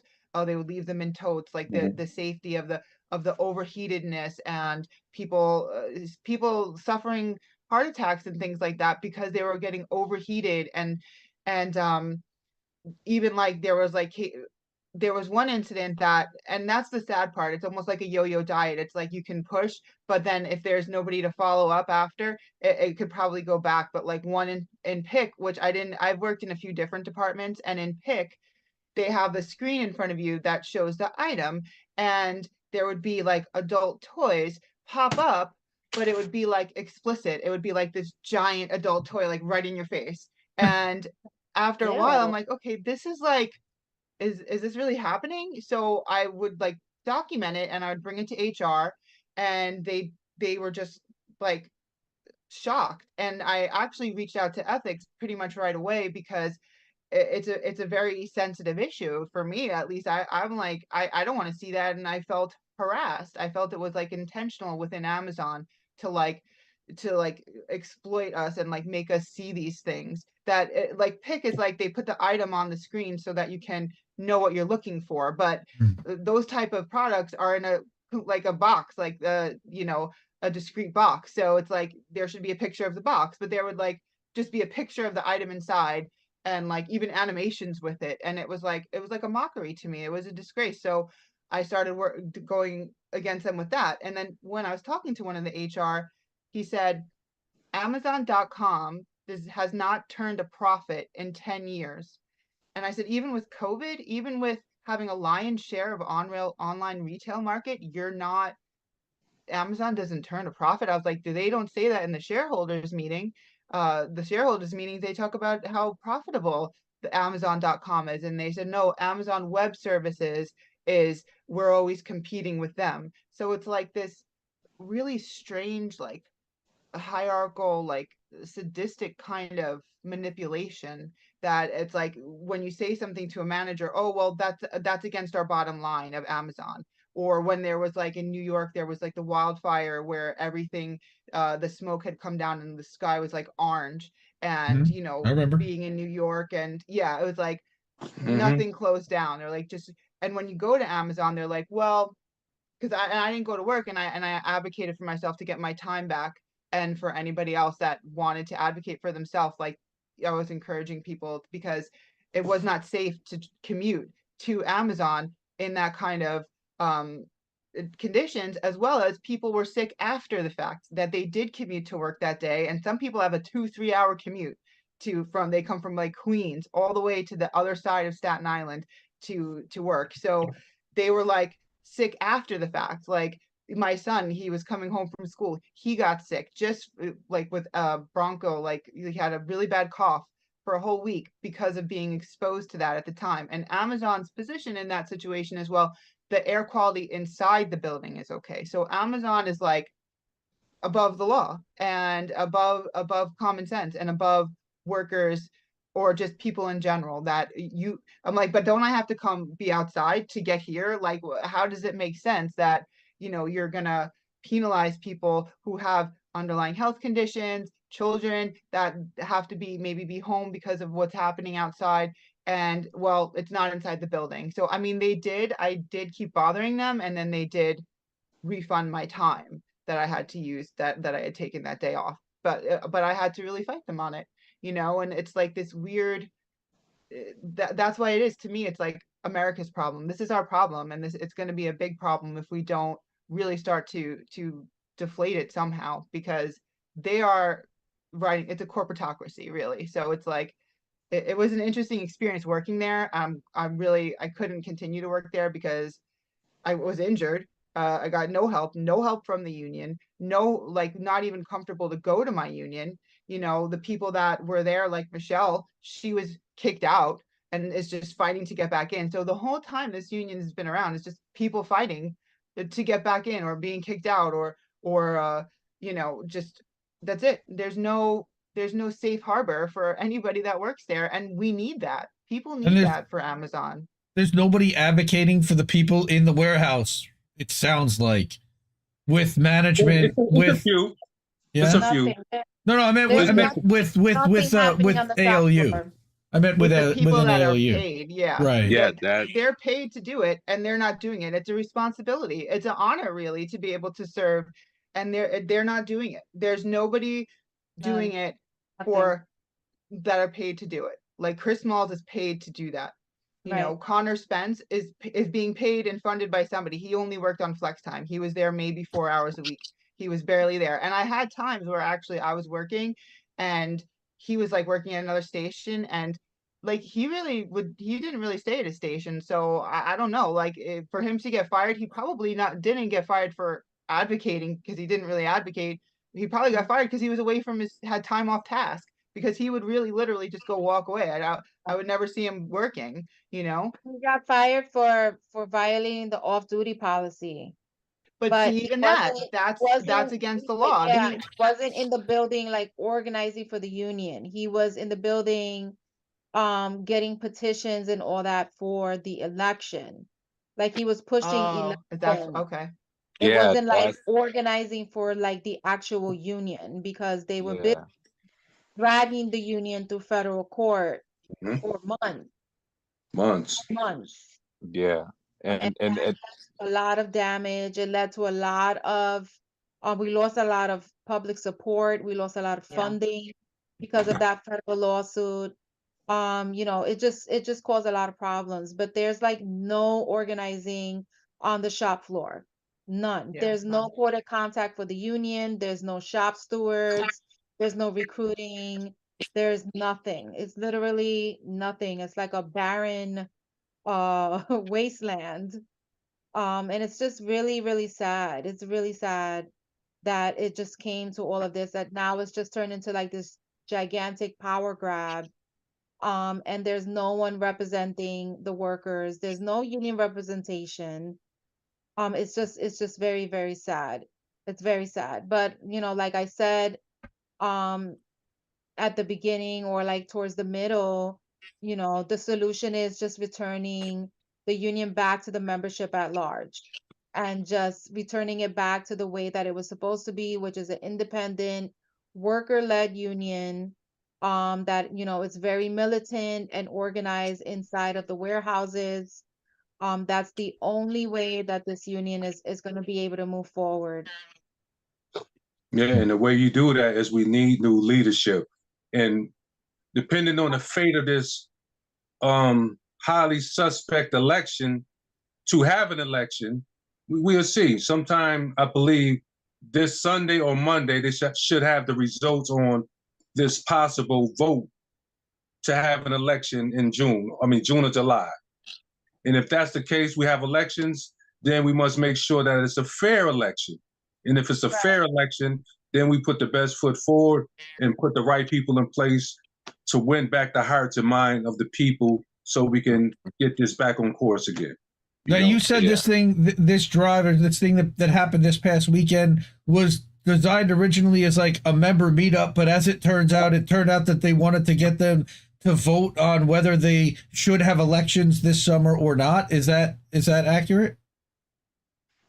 Yeah, it Mhm. was like a little bit of a confusion because, well, first of all, they sent the email out like at the last minute. They gave the membership like what, like 4, 5, 6 days or something like that. So people really didn't really have like enough time to prepare because a Mhm. lot of people are working, and then some people, they live in other boroughs. So if it's a day off, they're not gonna come traveling all the way to Staten Island on their day off.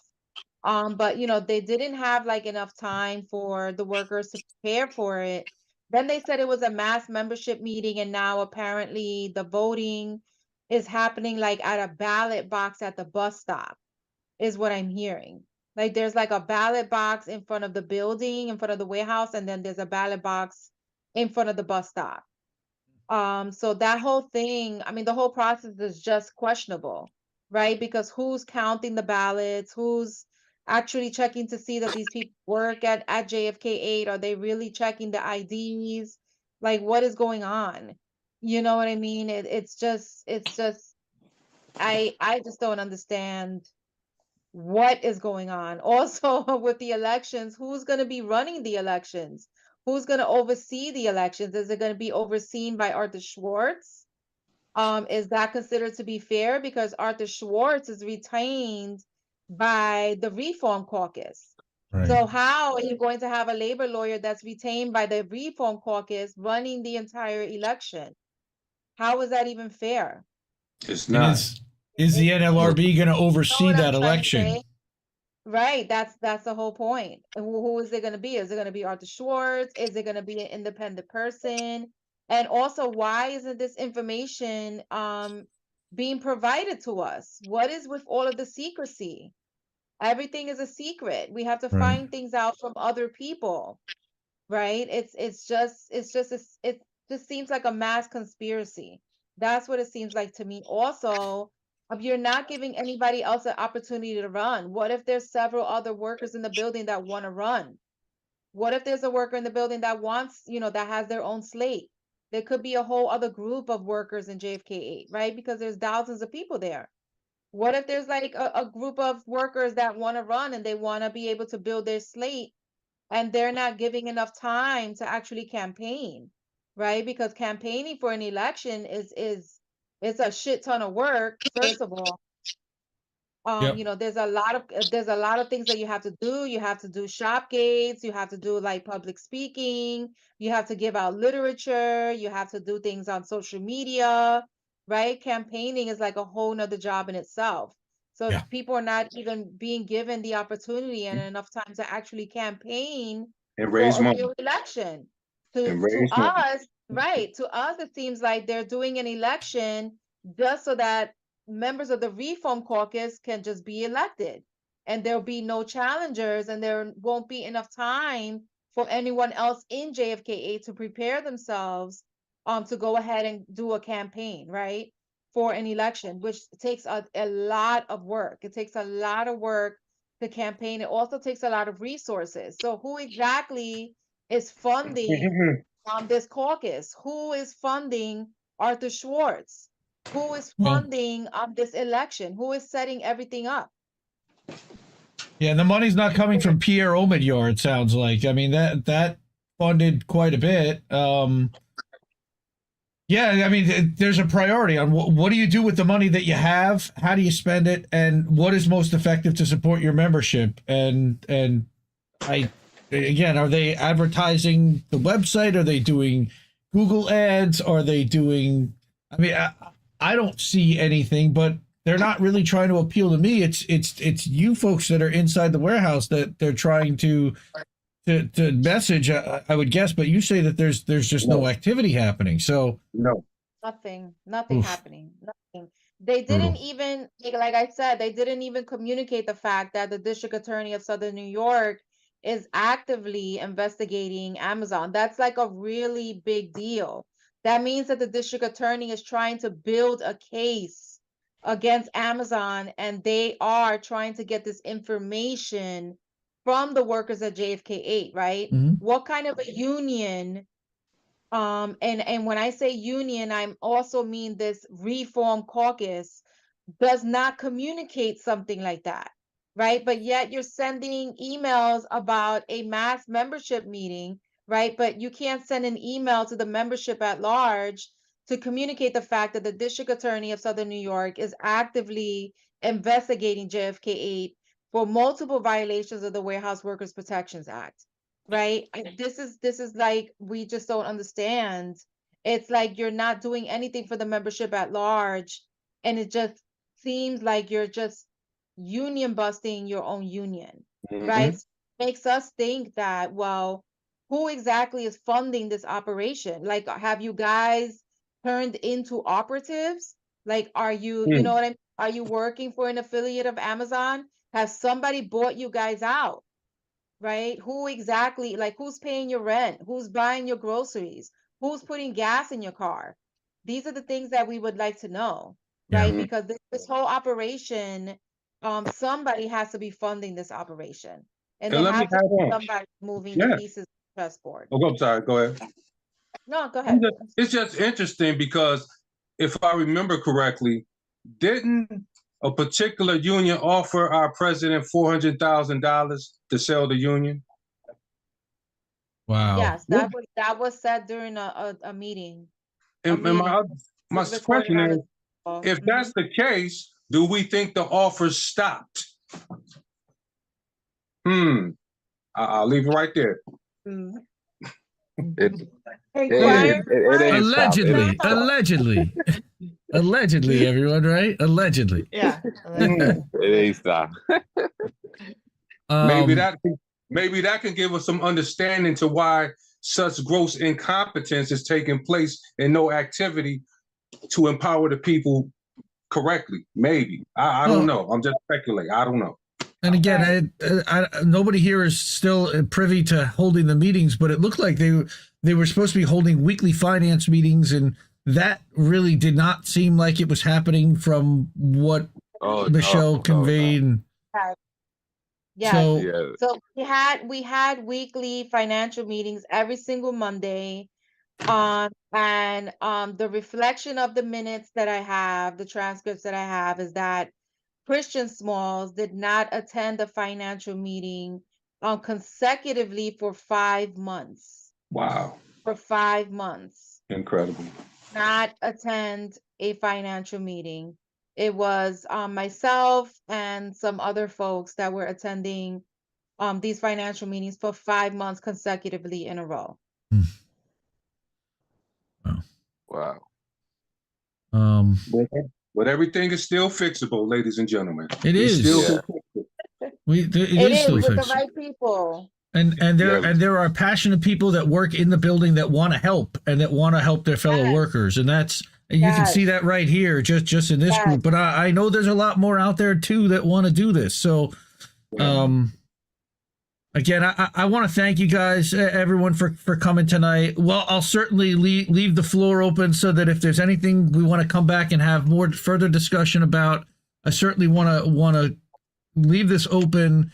And look, what we wanted to do originally was have like a monthly or a monthly roundtable for Amazon employees to talk about what's happening in the warehouse. What are you doing organizing? How we on the outside can support you and can help your efforts. So I certainly want to continue to extend that offer, and we'll be here at INN to support that. I just want to, just for a second, we're not grifters, but we certainly are independent, and we want to thank our donors and the people who have supported our channel there. And if you do want to support, we're independent. We are not corporate funded at all. We certainly don't have the dollars of Amazon behind us. So we certainly appreciate the support that anybody, I know that the links are also in the chat, and I believe also in the description, but I want to thank everybody tonight for joining us. And we're going to continue this discussion. This is far from over. We certainly want to see Amazon workers organize, unionize, and take on collectively the corporation that is screwing us all. Their monopoly is also messing with just about every industry there is. I mean, I'm personally in the car business, and they're making a deal with Hyundai right now that is potentially impacting the car business. That's right. They literally, they bought One Medical, and now they're looking at healthcare, and they go into these different sectors and industries to the point where they become the everything company. It's frightening. So Yeah. we want to support the people who work for them and give them the strongest voice possible. And again, we really appreciate you coming on and speaking out, because there aren't a lot of people that want to speak out because they're afraid that they won't get hired, that they'll lose their jobs, that they'll lose their standing. So we certainly appreciate the courage that you all are showing by coming out and talking with us today and sharing some of the stuff. And we certainly would love to invite you back. And I really appreciate your time and thank you. And I'll let everyone kind of say goodnight. If there's anything else, Michelle first, Nicole, then Ron, then Chermo, and we'll say goodnight.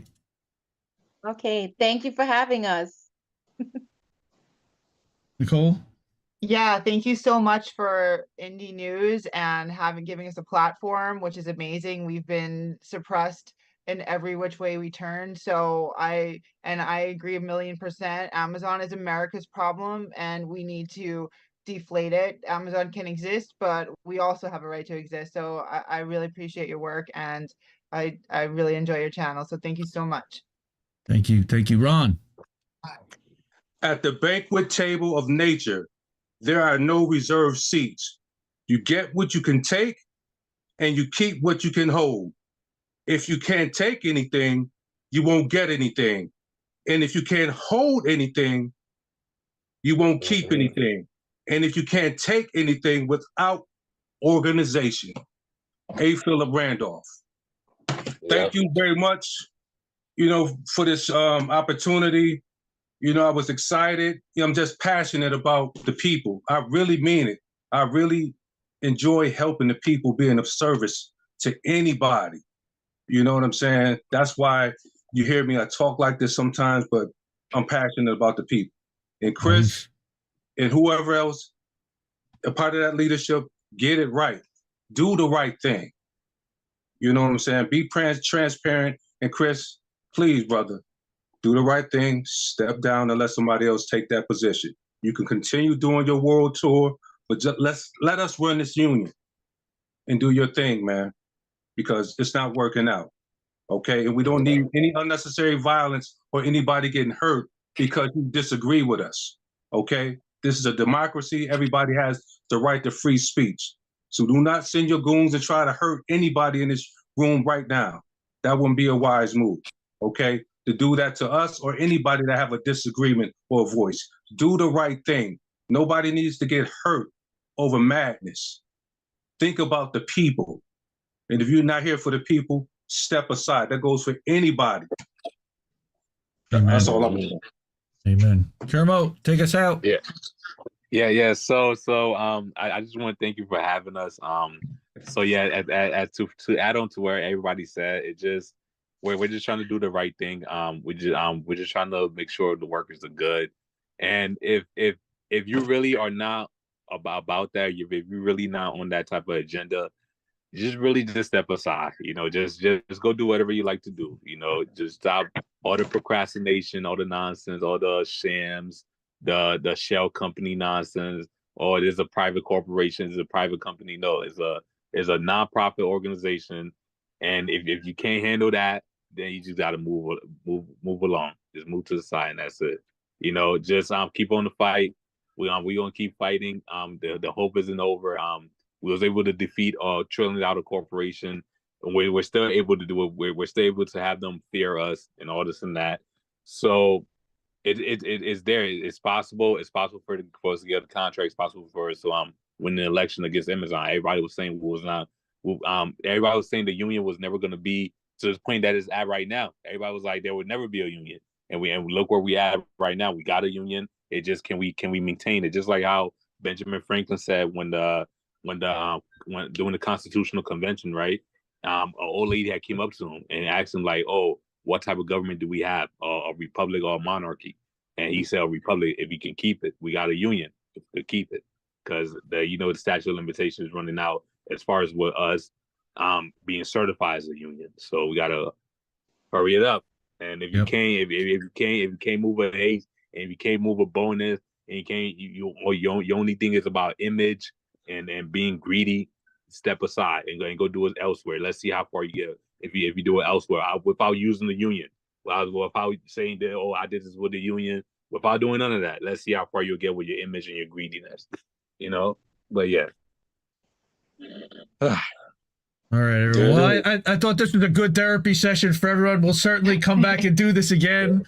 I love y'all. I really, we support workers here. We also support independent media. This is Indy, and I'm saying goodnight for INN. Thank you so much, and we'll see you soon. Bye-bye, everybody. All right. Indie News Network, collaborative family of independent content creators. Co-hosted normally by me, Indy. I'm founder and editor of Indie Left News and Indie Media Today. I got Reef Breland sitting next to me. At Kennedy News. Is Andrew Rivera, I'm the Handsome Cynic. It's Politics and Survival. My name is Jesse Jett. It's American Tradition. What's up, Space Monkeys? Welcome to Political Fight Club. I'm Robert Durden. I mostly make art for INN. Big Man Crab Joe. Keep up those great videos. Hey guys, it's Yeti coming at you. Hello, my name is Lucy from Hidden Red Wine. This is Chris Legion.